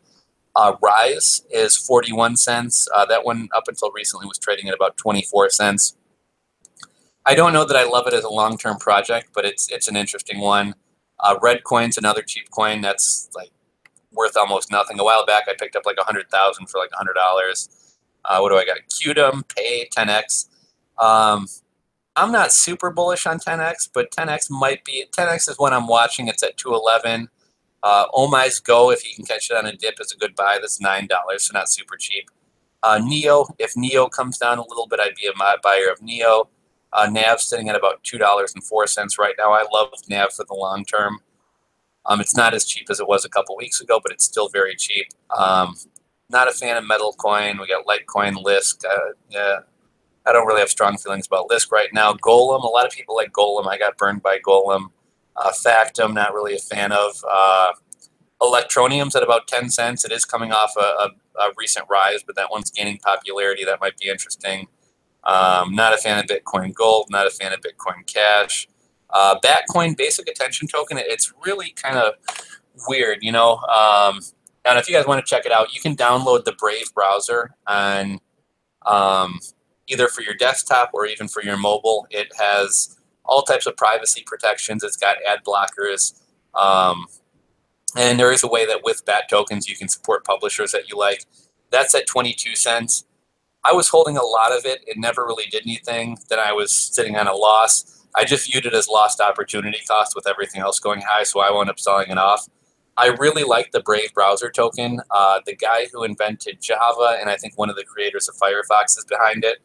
Love it as a project. They actually have a working browser. The downside is I just don't know that the coin's ever going to be worth that much. Less bullish on ARK than I used to be. I really like Ardor. Ardor is at 68 cents right now. I was messing with it in the 20-cent range. I still think that one could be a buy if you catch a dip. And then I really like Aeon as well. So maybe some other people can throw out some cheap coins. I know Power Coin's another one. I've made a little bit of money swing trading it. But I honestly don't know that much about it. Boss Lady, I don't know what you don't know. It's hard for me to navigate the market differing facts from FUD. Definitely agree. Lots of people holding the bag. With what Boss Lady's saying, I typically stay away from a lot of the lower market cap coins because I mean it's almost like dealing in penny stocks, right? When you mess with penny stocks, they're oftentimes being manipulated, and I feel the same way about a lot of these lower market cap coins. Download Coinbase app. Yeah, I got a link in the description box below. It is an affiliate link, full disclosure, but you know, if you enjoy making me the content, you're going to sign up anyways. Help me get $10, you get $10 too. Boss Lady likes the 84 Litecoin Club. So Litecoin's gained in popularity. I mean, let's see. Actually, you know, it's kind of crazy. Like literally in the past couple weeks, to own 84 Litecoins, probably within the last month, I think Litecoin was down to what, $33. So within the past month, 5 weeks, 6 weeks, you could have joined the Million Club for Litecoin for about $2,700. Today, right now, Litecoin's trading for $255. So what did I say? 33 times 84. So you could have joined for $2,700. Today to join, it would cost you $21,000. Just to kind of put that in perspective for you. Let's see here. You look like a dude with a lot of wet dreams. Says Santa Claus. I am a dude with a lot of wet dreams. Claudia and 20. Will Bitcoin ever stabilize? You know, the bigger Bitcoin gets, the more stable it will become. I heard a good analogy, and it was, I think this was another Andres Antonopoulos. You can tell by now I'm a big fan of his. He kind of compared, and I think a lot of people make this analogy. Imagine like a Zodiac boat in the ocean, right? It's going to bounce around on the waves and go up and down. Now imagine a cruise ship on the ocean, right? Like even in wavy conditions, it's not going to be as bumpy. So as Bitcoin grows, it's going to go from being a Zodiac to being a Navy destroyer or a cruise ship, and it's not going to get as rocky. It's harder to manipulate the market. People start believing in it more. So yeah, I definitely do think Bitcoin will stabilize. But I mean, we're not even at the phase of early adoption. So as early adoption kicks in, I mean, I don't know where Bitcoin will stabilize. Could it be 25,000, 50,000, 100,000, a million? Nobody really knows, but as it goes on, I think it will become less volatile. And also, that's another thing about the futures. So a lot of people look at futures as negative. It's like, oh, Wall Street's taking over Bitcoin, whatever. The futures market is actually kind of good. It's good to have downward pressure on the market. I shouldn't say nobody, but I don't think people are going to be shorting Bitcoin and causing Bitcoin to fall. And in the grand scheme of things, the futures market is settled in dollars. They're not buying any Bitcoin. It's not adding any Bitcoin to the real Bitcoin market. So in my opinion, saying that the futures market is going to affect Bitcoin is almost like saying sports betting is going to affect the outcome of a sporting event. Like the futures market is basically just watching and speculating what Bitcoin's doing. Now, the danger of the futures market, the only real danger that I can see is people who are holding real Bitcoin look to the futures market in terms of price. And if they see the futures market going down, they might sell their Bitcoin and react to what that market's doing. But really, like Bitcoin, we are the ones in control. And then also, like the other day when we saw Bitcoin run from 12 or 13,000 up to 19,500 on GDAX, if we had the futures market, you have some downward pressure on the upward pressure of Bitcoin. So it doesn't let things run that much out of control. So whereas we saw Bitcoin go from like 13,000 to 19,000 and then back down to 13,000, if you have the futures market putting some downward pressure down, you're probably not going to see those like out of control rises like that. Michael Merch says they're worth $17,000. People keep wanting to know the the price of Bitcoin, 16,499 on GDAX right now, Ethereum 525, Litecoin 254 for anybody who's wondering. You have to find out what computer they were purchased with. So yeah, Boss Lady's trying to help Hawk find his coins. 200 grand. If I only have $100 to start off, where in Bitcoin or cryptocurrency could I get in a game? So Neat Apple, don't look at it like I only have $100. Like, put $100 in for starters, and then every paycheck, put 10 bucks, 20 bucks, whatever you can afford to dollar cost average, put that in. Your money will go a little bit further. I mean, if you can buy 100 today and 100 next week, you might be able to get yourself a full Litecoin. But again, you don't have to buy a full Bitcoin. I mean, if I had only $100 to work with, what would I do? I probably wouldn't spread it across 3 cryptos. I would probably put it into Litecoin or Ethereum. But I would maybe start dollar cost averaging into all 3 of those. And if you make a little bit of money, maybe take some of that money and spread it out across some altcoins. It's a Bitcoin rich list. Santa Claus, I was a police officer in the early 2000s, and I can handcuff you. And how do I ban this guy? Block. Yeah, we don't need any like racist stuff or any crazy talk. Claudius. So I need to find out what computer they were purchased on for the IP, and someone made a comment that they were worth 170,000. Hawk, I'm not sure exactly how much they're. I forget. 12 Bitcoin. Let's figure out what Hawk's Bitcoins are worth. So we're at what 16.5, I think, roughly 16,500 times 12 Bitcoins. Hawk. So yeah, your Bitcoins are probably worth about $198,000. I'm guessing a little bit more. So definitely big money at play. I mean, don't give up on trying to find them. Again, go through old laptops. We kind of talked about that earlier, but I definitely hope you find them. If I have 10,000 to play with and I day trade BTC and LTC, how much can one expect to make in profits in a month? Top shelf, man, trading is hard. Typically speaking, I've done pretty well trading this past month. In the past, I was more of a holder. Generally speaking, you're better off holding than trading. I have kind of a funny video I made a while back, and it was titled like "How I Missed Out on $30,000 or $40,000 in Bitcoin Profits." And long story short, I've been holding Bitcoin for a long time, and we've seen it go up and seen it go down, seen it go up and seen it go down. And as long as the same way they say, as long as you don't sell, you don't lose. If you don't sell, you also don't see gains either. So my dad was telling me, and my business partner, both of who at the time weren't even trading or in cryptocurrency, so I should have known not to listen to them. But long story short, they were both like, and my dad really got in my head with this. He's like, why don't you sell it when it's high and buy it back when it's low?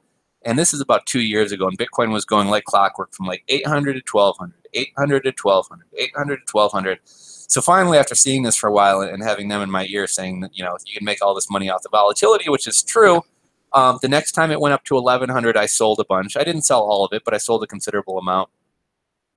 Then Bitcoin never came back down to 800 for me to rebuy. It literally went from like 11 to 2800, and it's continued rising since then. And the whole time along, I'm like, oh, it's too high to get back. It's too high to get back in. It's too high to get back in. So while you can make money trading, you can also miss out on these really big gains. So I think for 99% of people out there, you're probably better off just holding. And then occasionally, if you want to take out profits, take some profits out. But the idea that you're going to guess the high and guess the low is really difficult. I mean, one tip I would have to share is, like I said, it seems like the first time we hit a new all-time high, we pull back and retrace, and the second time is for real. So you never know. When we were at 19,000, I didn't sell because I thought we might go to 25,000. So it's just tough to kind of guess the high and the low. Like Crypto Strong said, most day traders lose money. It's me, Boss Cloudly. You never purchased. Do you think Bitcoin will ever stabilize? We talked about that. You Binance, IOTA, Bunga, can you store? We talked about Bunga's comment. Bought my first Litecoin. Why does GDAX? Where is the GDAX? Coinbase doesn't just charge less. Why doesn't Coinbase charge less? Christian, I'm not sure why Coinbase does it. I mean, it might just be as simple as like, if you're not willing to take the 10 minutes it takes to learn how to use GDAX, we're gonna rake you over the coals with fees. I mean, I think with everything, convenience comes with a price. I always have kind of a funny example. I remember when I was a kid, I always wanted to get frosted mini wheats, and my mom would only buy me the big frosted wheats, right? And she was like, I'm not paying an extra dollar. You know, you can break the mini wheats in half. So, I mean, with anything, convenience comes at a cost. GDAX is much better. Like Coinbase doesn't update as frequently. GDAX you're buying in real time. I don't know why Coinbase charges fees and GDAX doesn't, but it's just how it is. Watch it go from $3 to $25. Coinbase charged me $14 for a $1,500 transaction, which is insane. Do sellers of Bitcoin exchange markets become rich instead of the Bitcoin miners? Similar to gold, somebody talked about gold. Have you ever considered investing? Should you even consider investing if you have under $500? Yeah, hot man. You know, you don't have to buy a full Bitcoin. If you look at like the dollar cost averaging I've done, I mean, if I spent $50 every week on Litecoin for the past year, and then you know, Litecoin didn't do anything for a long time, but then all of a sudden something moonshots, and you know, I mean, if you invested $500 in Bitcoin in Litecoin earlier this year, you would have made 5,000% on that. So I don't want to say no amount of money is too small to invest, because at some point, if you're going to put in $5 or $10, it's all going to get eaten up by fees. But don't feel like you have to have a huge amount of money to get in a game. Back when I first started getting into crypto, I mean, I was making $13.75 an hour. I was living check to check. I mean, I was hitting the Coinstar machines Friday before payday to get some money to put in my gas tank. So, I mean, I just put in what I could afford to put in. Obviously, things were cheaper back then, but just start dollar cost averaging. Put a little bit in every week or every paycheck. Mobile wallets for Bitcoin. Boss Lady threw out some mobile wallet suggestions. Yeah, crap.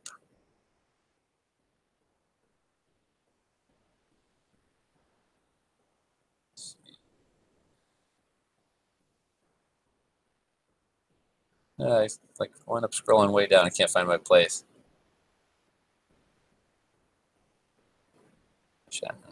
Hour delay.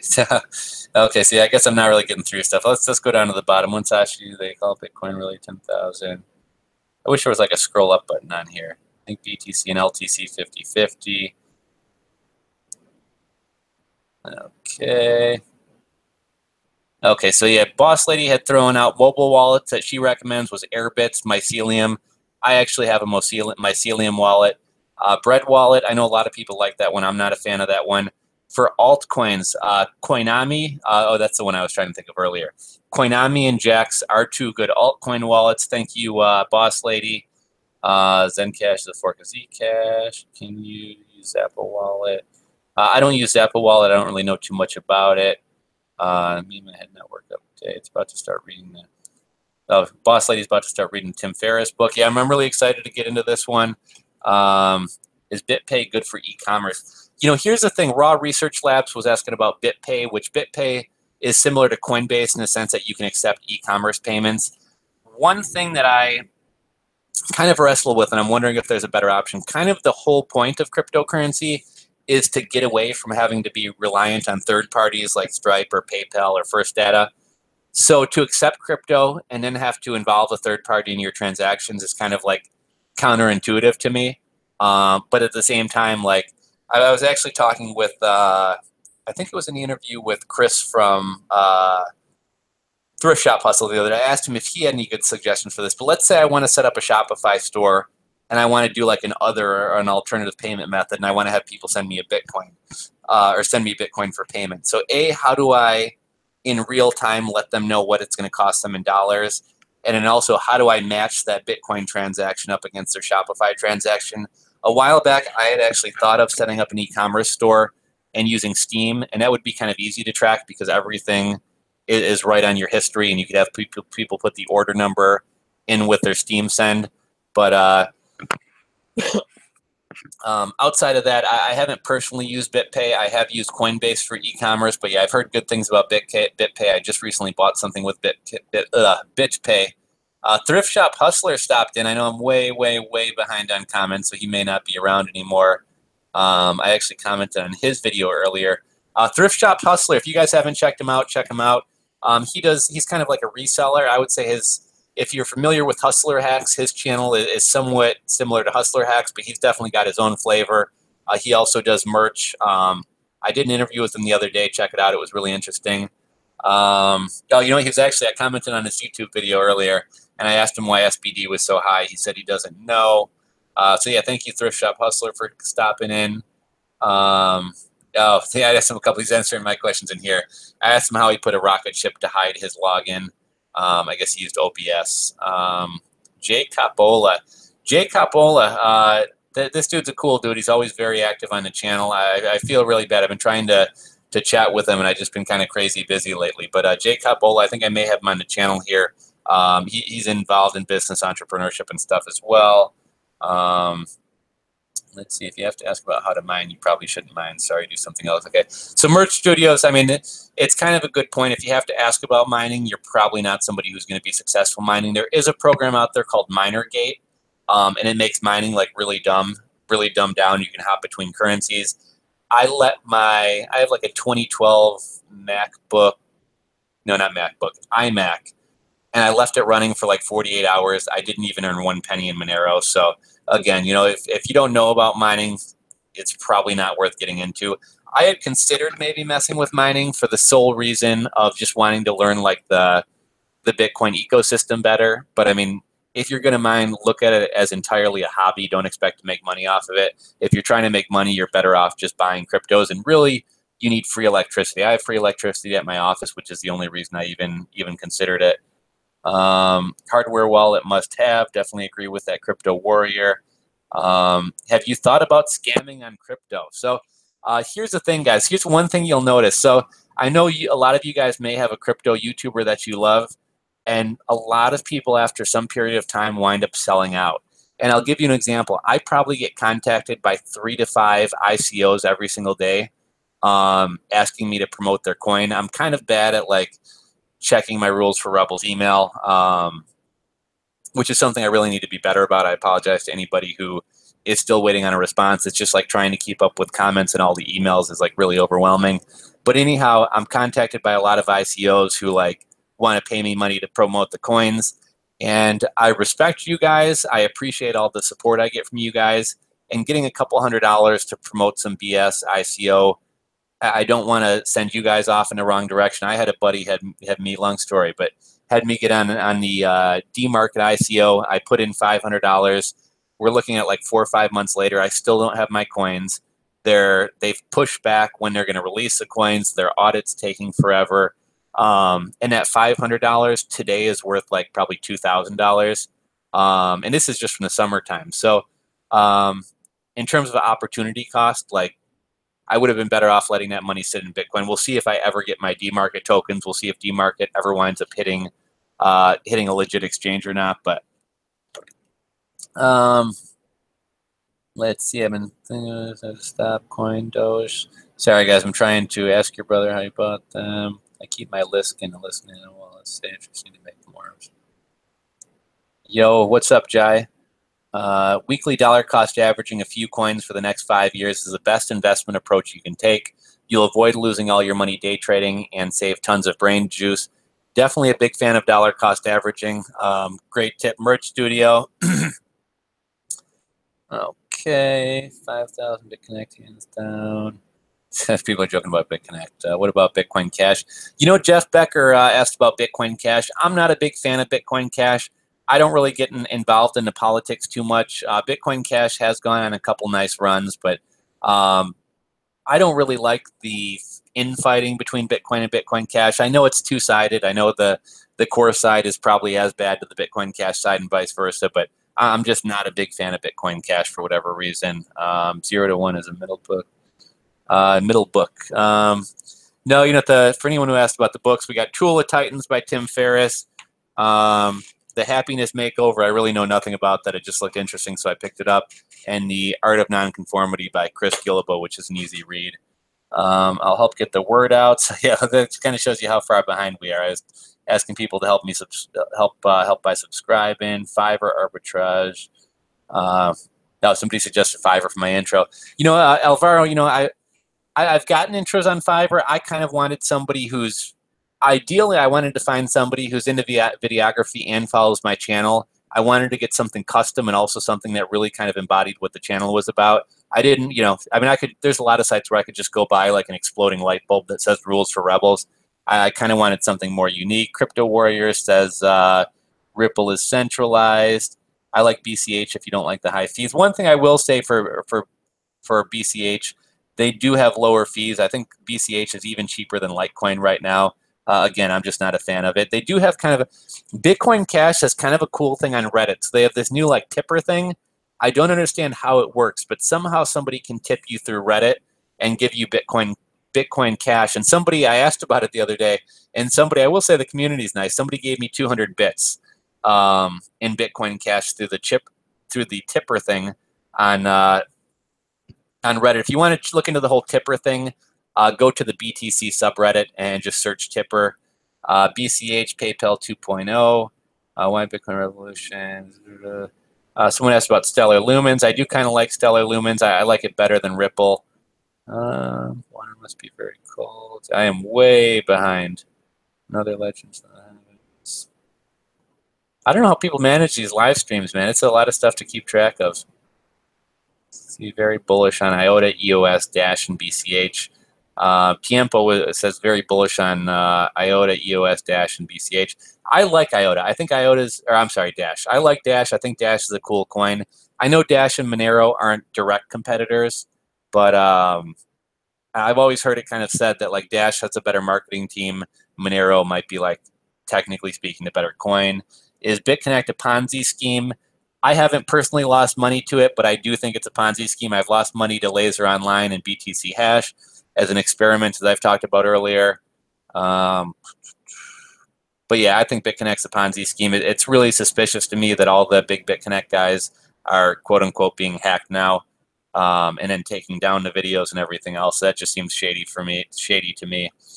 There's so much opportunity in crypto to take shortcuts. Yeah, I agree. Merch Studios. I got a question I've been able to find. Explain. Okay, so somebody asked, explain like I'm 5. How do I make a profit day trading BTC? Is it that amount that you put in? Okay, so Joe Stucknick asked about day trading BTC or really any coin. So I'll tell you kind of what my day trading strategy is. Again, in general, I think everybody's better holding than trading. But something that I've been doing with a lot of this Litecoin volatility, I will set a ridiculously low order. I'm starting to stop being able to talk here, guys. I'm going to have to cut out here in a minute. But I will set a ridiculously low buy order, something that I don't think will hit. And basically, if it does hit, I pretty much know I'm guaranteed to get a little bit of a bounce or a little bit of a spring. So if that buy order hits, then I'll also turn around and set a ridiculously high sell order. And sometimes both of them will hit, and you'll make some money. I got a buddy who's been doing a lot of day trading of Litecoin. Litecoin's getting more expensive now, but for I want to say about 10 grand, up until recently, for about 10 grand, you could buy 100 Litecoins. So if you buy Litecoins at 50, buy 100 Litecoins at 50, it's not uncommon for within an hour or a couple hours that Litecoin to go up to 52, 53, 55. Figure out what kind of profit you want to make, and you don't need to make a lot of money. You can do small hits. So in a couple hours, Litecoin could go from 50 to 53, back to 50 to 52, back to 50 to 54, back to 50. And basically, you're just trying to hit them for a little bit, kind of, what's the word I'm looking for? Jab and move. Hit them for $50, hit them for $100, and just try to make those $1, $2, $5 swings. So that's kind of always been my kind of day trading strategy. Maybe somebody else can chime in with theirs, but I mean, basically, in its most simplest form, buy low, sell high. Okay, somebody says daily difference. Aren't you getting less? So that's a good point, Joe. I think what Joe's trying to get at is like cryptos as a whole tend to rise and rise and rise. So you can make little hits day trading. Every day, Litecoin's rising more and more and more. And I'm getting blown up with text here. Every day, Litecoin's rising more and more and more. And most likely, the profits you're making from trading aren't going to keep up with that. And it's really true. I was watching, me and my buddy were messing with like 100 Litecoins, and we'd buy it and sell it, buy it and sell it. We were making little hits of a couple $100, but Litecoin has grown so much that even if we dumped our initial investment and all the profits back into Litecoin, we're not going to be able to get back to that 100 Litecoin because it's rising, and you're not going to make as much day trading as you would just holding it, which is kind of why everyone's kind of suggesting that people hold instead of day trade. Merch Studio's at a great point. When you're day trading, you're going against the smartest people in the world, as well as trading bots. So unless you think that you're one of the smartest people in the world, you're probably going to be better off just holding. I've been doing it for 1 year. So Crypto Warrior, 1% daily profit in cryptos. Instead of buy and hold for years, you must pick the right platforms. Charlie Lee, my hero.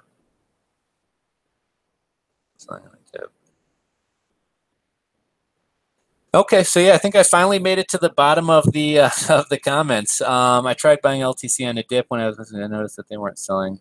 Okay, so Raymond is talking about having trouble buying Litecoin. Raymond, I don't know if you saw this the other day, but Coinbase and GDEX sent out an email saying that with all the volatility, there might be problems with like limit orders going through.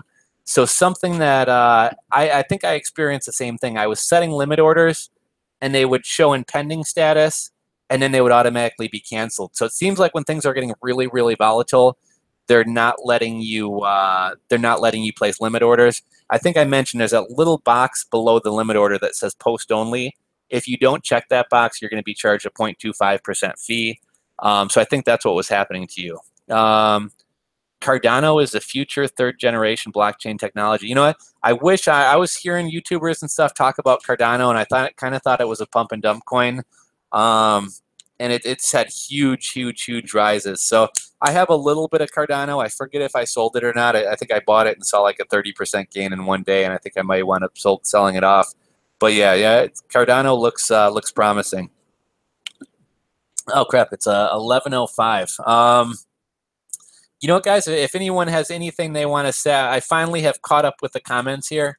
So if anybody has anything that they want to, I figure we'll go for another couple minutes here. But I'm getting ready to tune out. I have finally caught up in real time with the comments. So if anyone has anything to say, throw some comments out there. Let me check something real quick here. I'll see if anybody has anything to say. I'm going to check and see if I got any emails about the NAV coin. Okay, so let me see. I'm trying to see if I have anything that like is private or anything here. Anyhow, I'm not going to do a screen share, but Alvaro was pretty active in the chat. He was actually the first and only person to send a NAV coin address over here. So, guys, just a heads up, if you ever see me doing a giveaway, despite having a pretty decent following for YouTube, I tend to not get a lot of activity on the giveaways and things like that. So like I said, when I was doing the Litecoin giveaway, 1 week, I think you had a 1 in 25 chance of getting a Litecoin, which at the time was $50. It's now $250. I said I was going to give away NavCoin. One person sent me an email, and it was Alvaro Fierro. You guys can find him in the chat. He's a real person.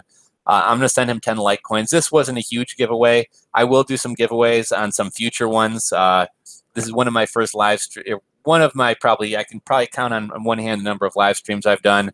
Just kind of getting used to it. I get a little bit overwhelmed by these, but if I do giveaways, guys, join, because not a lot of people enter, and you have a chance to get some free money here. So one person applied for sent the email for the free NAV coin. So I'll get that over to Navarro here in a minute. We got Joe Capola. We got to connect. He said no worries. Keep ordering Cardano. Can you do a live cast on print on demand versus drop shipping? Cicada? Absolutely. I think that's a great topic. Merch is something that I'm really into right now. Actually, let me check my merch numbers real quick. Merch.amazon.com. So I thought my numbers were kind of hurting with a lot of the throttling and stuff like that going down. And I sold 14 of one cryptocurrency shirt today, which I was pretty happy with. So sales are picking up. Let's see. Yeah, sales are really doing well for me. I got in the past week, I got 62 shirts sold. Past week of sales, I still got to make my November numbers video, but yeah, just in the past, 7 days, $971.75 in total profits. $210 in royalties. That's my highest week of royalties ever. And let's see how many shirts I sold today only. So just today, 5, 6, 7, 8, 9, 10. So I've sold 12 shirts today. Of those 12 shirts, 1, 2, 3, 4, 5, 6 different designs sold. My best-selling design sold 5, and that was a cryptocurrency shirt. And for any of you guys who didn't watch my interview with the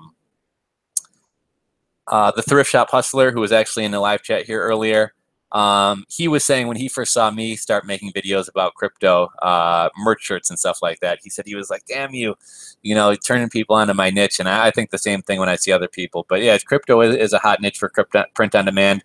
You know what, Cicada? Within the next couple days here, I will do a live stream about merch. I think that'd be fun. $100 good for start on Bitcoin. Eddie, yeah, dollar cost average, man. $100, and then whatever you can afford to do on a weekly or bi-weekly or monthly, whatever free money you have that you're willing to dollar cost average, great strategy. I'm bullish on Bitcoin, Litecoin, and Ethereum, among other coins. So if you start putting away a little bit every week now, it will hopefully add up to a lot in the future. Thanks, man. Are you Cali or Chi-Town? You seem like a Cali dude. Merch Studios, man. We'll have to connect. Maybe we'll do a. I'm not sure what's your. Oh, I guess you're right here. Merch Studios. What's your? I think I've come across your YouTube channel, but like, what's your thing? Like, do you have a design business? Are you a merch seller or YouTube channel? Let me know what you're into. Maybe we'll have to connect and do like a collab on a video. I'm actually from Chicago. I've pretty much lived in the Midwest for most of my life. Born on the south side of Chicago, moved to Minnesota for a number of years, Minneapolis, and pretty much been back in Chicago ever since. But yeah, I got the long hair and everything. So yeah, I can see and I like to smoke some weed too, so I can see the Cali thing. But yeah, Merch Studios, we'll have to connect. Which plugin for Shopify would you recommend? T-Launch is expensive. A lot of these Shopify plugins, like they help automate the process. If your store gets rocking, it's maybe not a bad thing to sign up for one of these. But I would suggest right off the bat, if you're going to do Shopify just to save yourself a couple bucks, or especially if you're on a budget, just do it manually. I mean, when you first start out, you're not going to have shirts flooding in. I'm actually drop shipping shirts to Etsy right now. I'm doing about 5 shirts a week, so it's not huge. But I mean, why pay for something to automate a process that's not really bogging me down? Like if my Etsy sales start growing a lot more, I probably will. I mean, I should probably be doing Printful right now. I'm using a different service, but I will probably set up the Printful automation to save myself some time. But yeah, I mean, if you're doing Shopify, I know a lot of these t-shirt drop shipping apps are pretty expensive. So I would just start off doing it manually. And once your sales grow and you can actually use profits to buy an automation type thing, do that. I do merch and POD e-commerce. I'm in downtown San Francisco. It's funny, Merch Studios. My cousin's husband just got a job. I shouldn't say just, a while back. He's been living out just outside of San Francisco, got a job with Tesla a while back. He moved out there first. The real estate prices out there blow my mind. I think he was paying $1,600 or $1,800 just to rent a room in a house with like 5 other people. And he wasn't even in San Francisco. He was in, I don't know, like a outlying suburb or whatever. My cousin finally moved out there. She was finishing up grad school. She recently moved out there. And I think they're paying like, I don't even remember, like thousands and thousands of dollars for like a small 2-bedroom. So yeah, here the real estate prices out there are crazy. But yeah, definitely want to Merch Studios. Hit me up. I don't know if I'll remember to do it later. Hit me up, rulesforrebels@gmail.com. Let's connect, chat a little bit, and maybe I can get you on the channel here sometime. Use merch money to buy crypto. Alvaro, absolutely. By the way, Alvaro, I think you've been in here the whole time, but you won the NavCoin giveaway. You were the only person to email me, so congratulations. I don't know if I'd buy a lottery ticket because you weren't lucky. You were the only one, but thank you for participating. That's one thing about side hustle, guys. For those of you guys who watch my channel, I'm huge on side hustles. I know a lot of you guys may work 9 to 5s. Maybe you don't have a lot of spare money to throw into crypto or whatever. I've been in the same exact situation. Whether you're running a blog, making $3 a day off AdSense, over the course of a month, that's 360. I'm not bad with it. I don't know if you guys ever noticed. I counted my hands a lot, but yeah, that's the whole point of side hustles. Me, whether you're doing affiliate marketing, drop shipping, whatever else, get a side hustle going.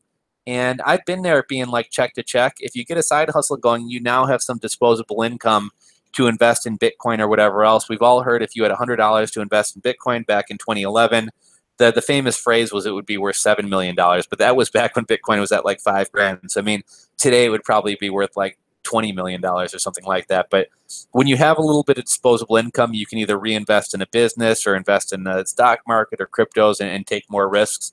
So definitely something, a huge proponent of like using merch money to buy crypto. Why'd you move from Minnesota? You know, it was actually when I was younger. I think I lived in Chicago, South Side, until I was about 5.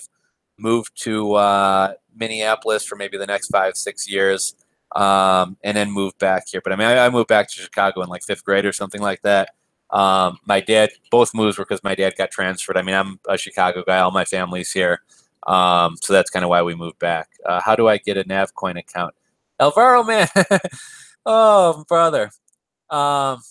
You know what? I said whoever emailed had to. I'll tell you what.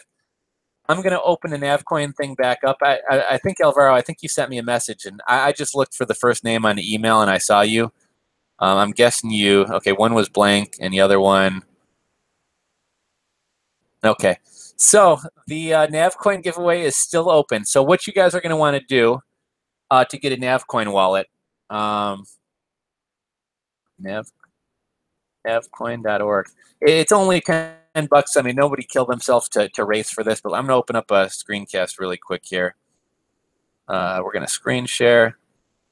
I'm going to be getting off here in a second, but if somebody wants to, actually, I guess it doesn't matter if I'm off or on. I'll still send the Navcoin. But we'll go to a screen share application window.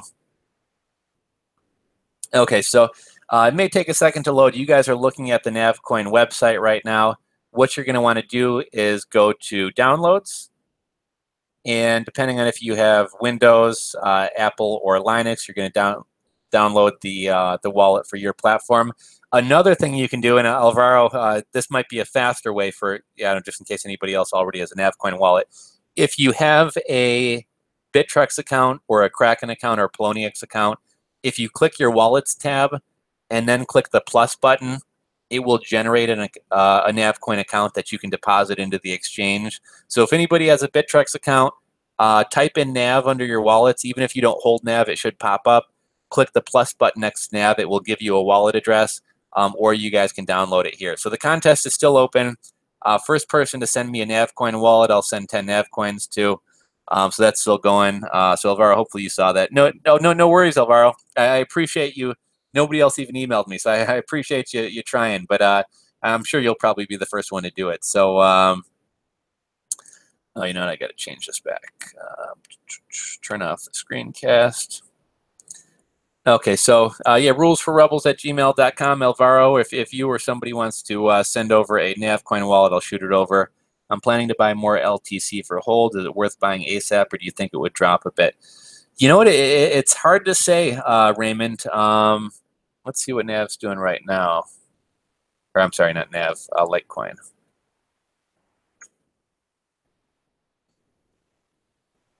Okay, so view exchange.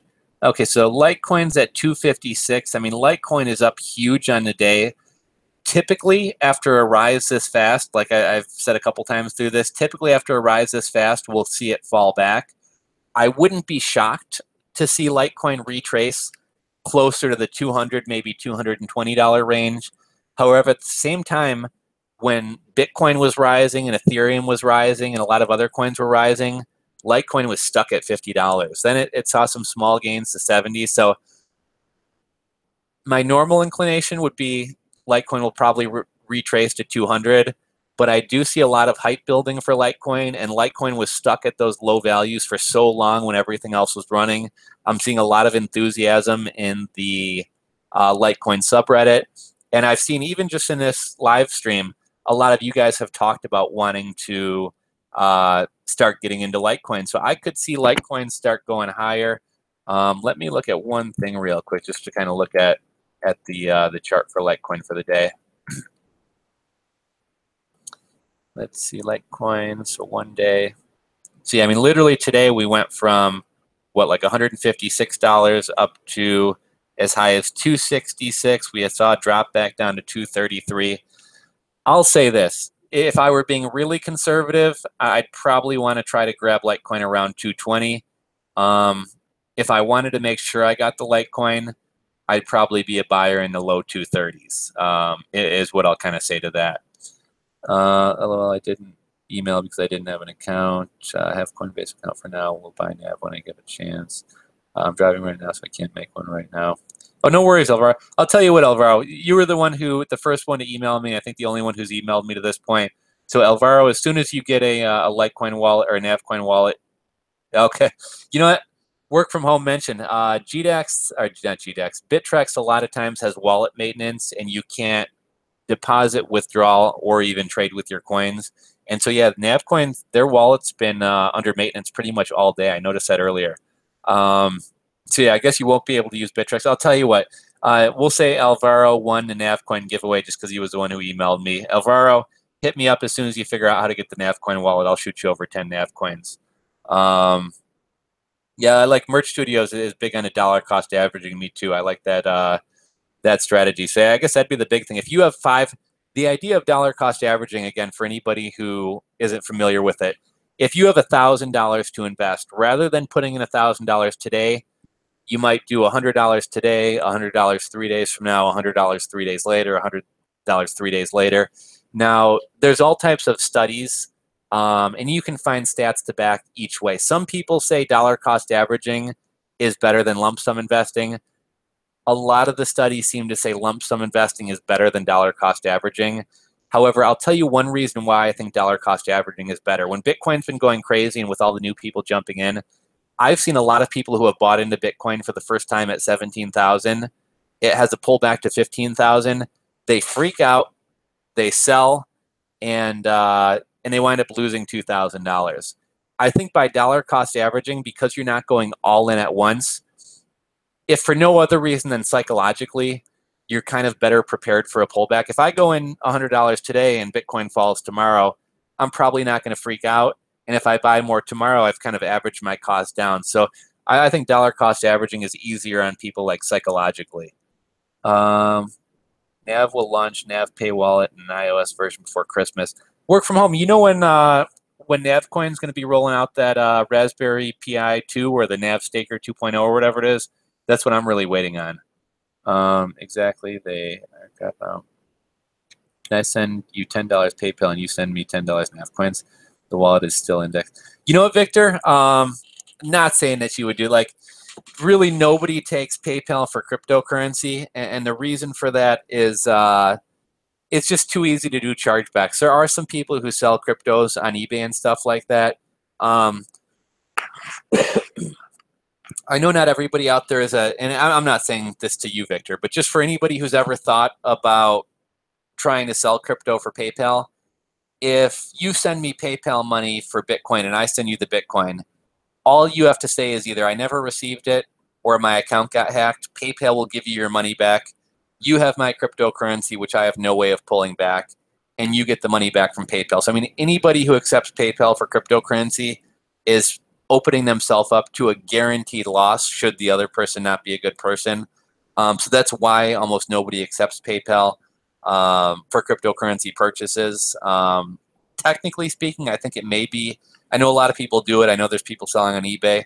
But technically, I think it may even violate PayPal's terms of service. They may say you're running like a currency exchange or something like that. They're not a huge fan of like digital goods in the first place.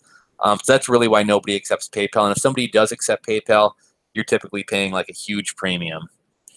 Funneling e-commerce to buying crypto has worked for me. Thanks, John, for your videos. What do you think about quantum computer, aka supercomputers mining crypto?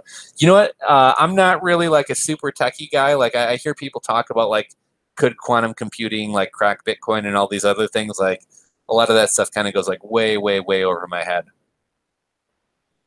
Okay, guys. So we still got 42 people. What's up, Johnny? Doing a live side hustle podcast Tuesday, Thursday. I like that idea, Jay Capola. So, guys, it's been, I got on at about 8, so 8 to 9, 9 to 10, 10. So we've been live streaming for about 3 hours and 23 minutes. I appreciate everybody who has stuck around with me. Thank you guys, everybody, for tuning in. I was meaning to make an announcement. Thank you, number one Stunna, for subscribing. What does your crypto folio consist of? I kind of went through that. Long stream. Okay, guys. So yeah, 8 to 9, 9 to, so we've been going for about 3 hours and 20 minutes. I have like a terrible sore throat. Got to let the dogs out again. I got to pee myself. So I'm going to cut this off. But again, just wanted to thank everybody, not only for tonight, but for kind of helping create such an awesome community here on the channel. I was really kind of uncomfortable doing live streams before. Like, I'm still kind of bumbling at the whole thing, but like, you guys are awesome. You guys have really kept it engaging and stuff. So thank you guys, everybody. Again, not only for tonight, but for all the support in the past. Please thumbs up, subscribe, all that good jazz, and I will try to make live streaming kind of a consistent thing going forward. So thank you very much, everybody, guys. Thanks for tuning in. I'll catch you guys on the next one.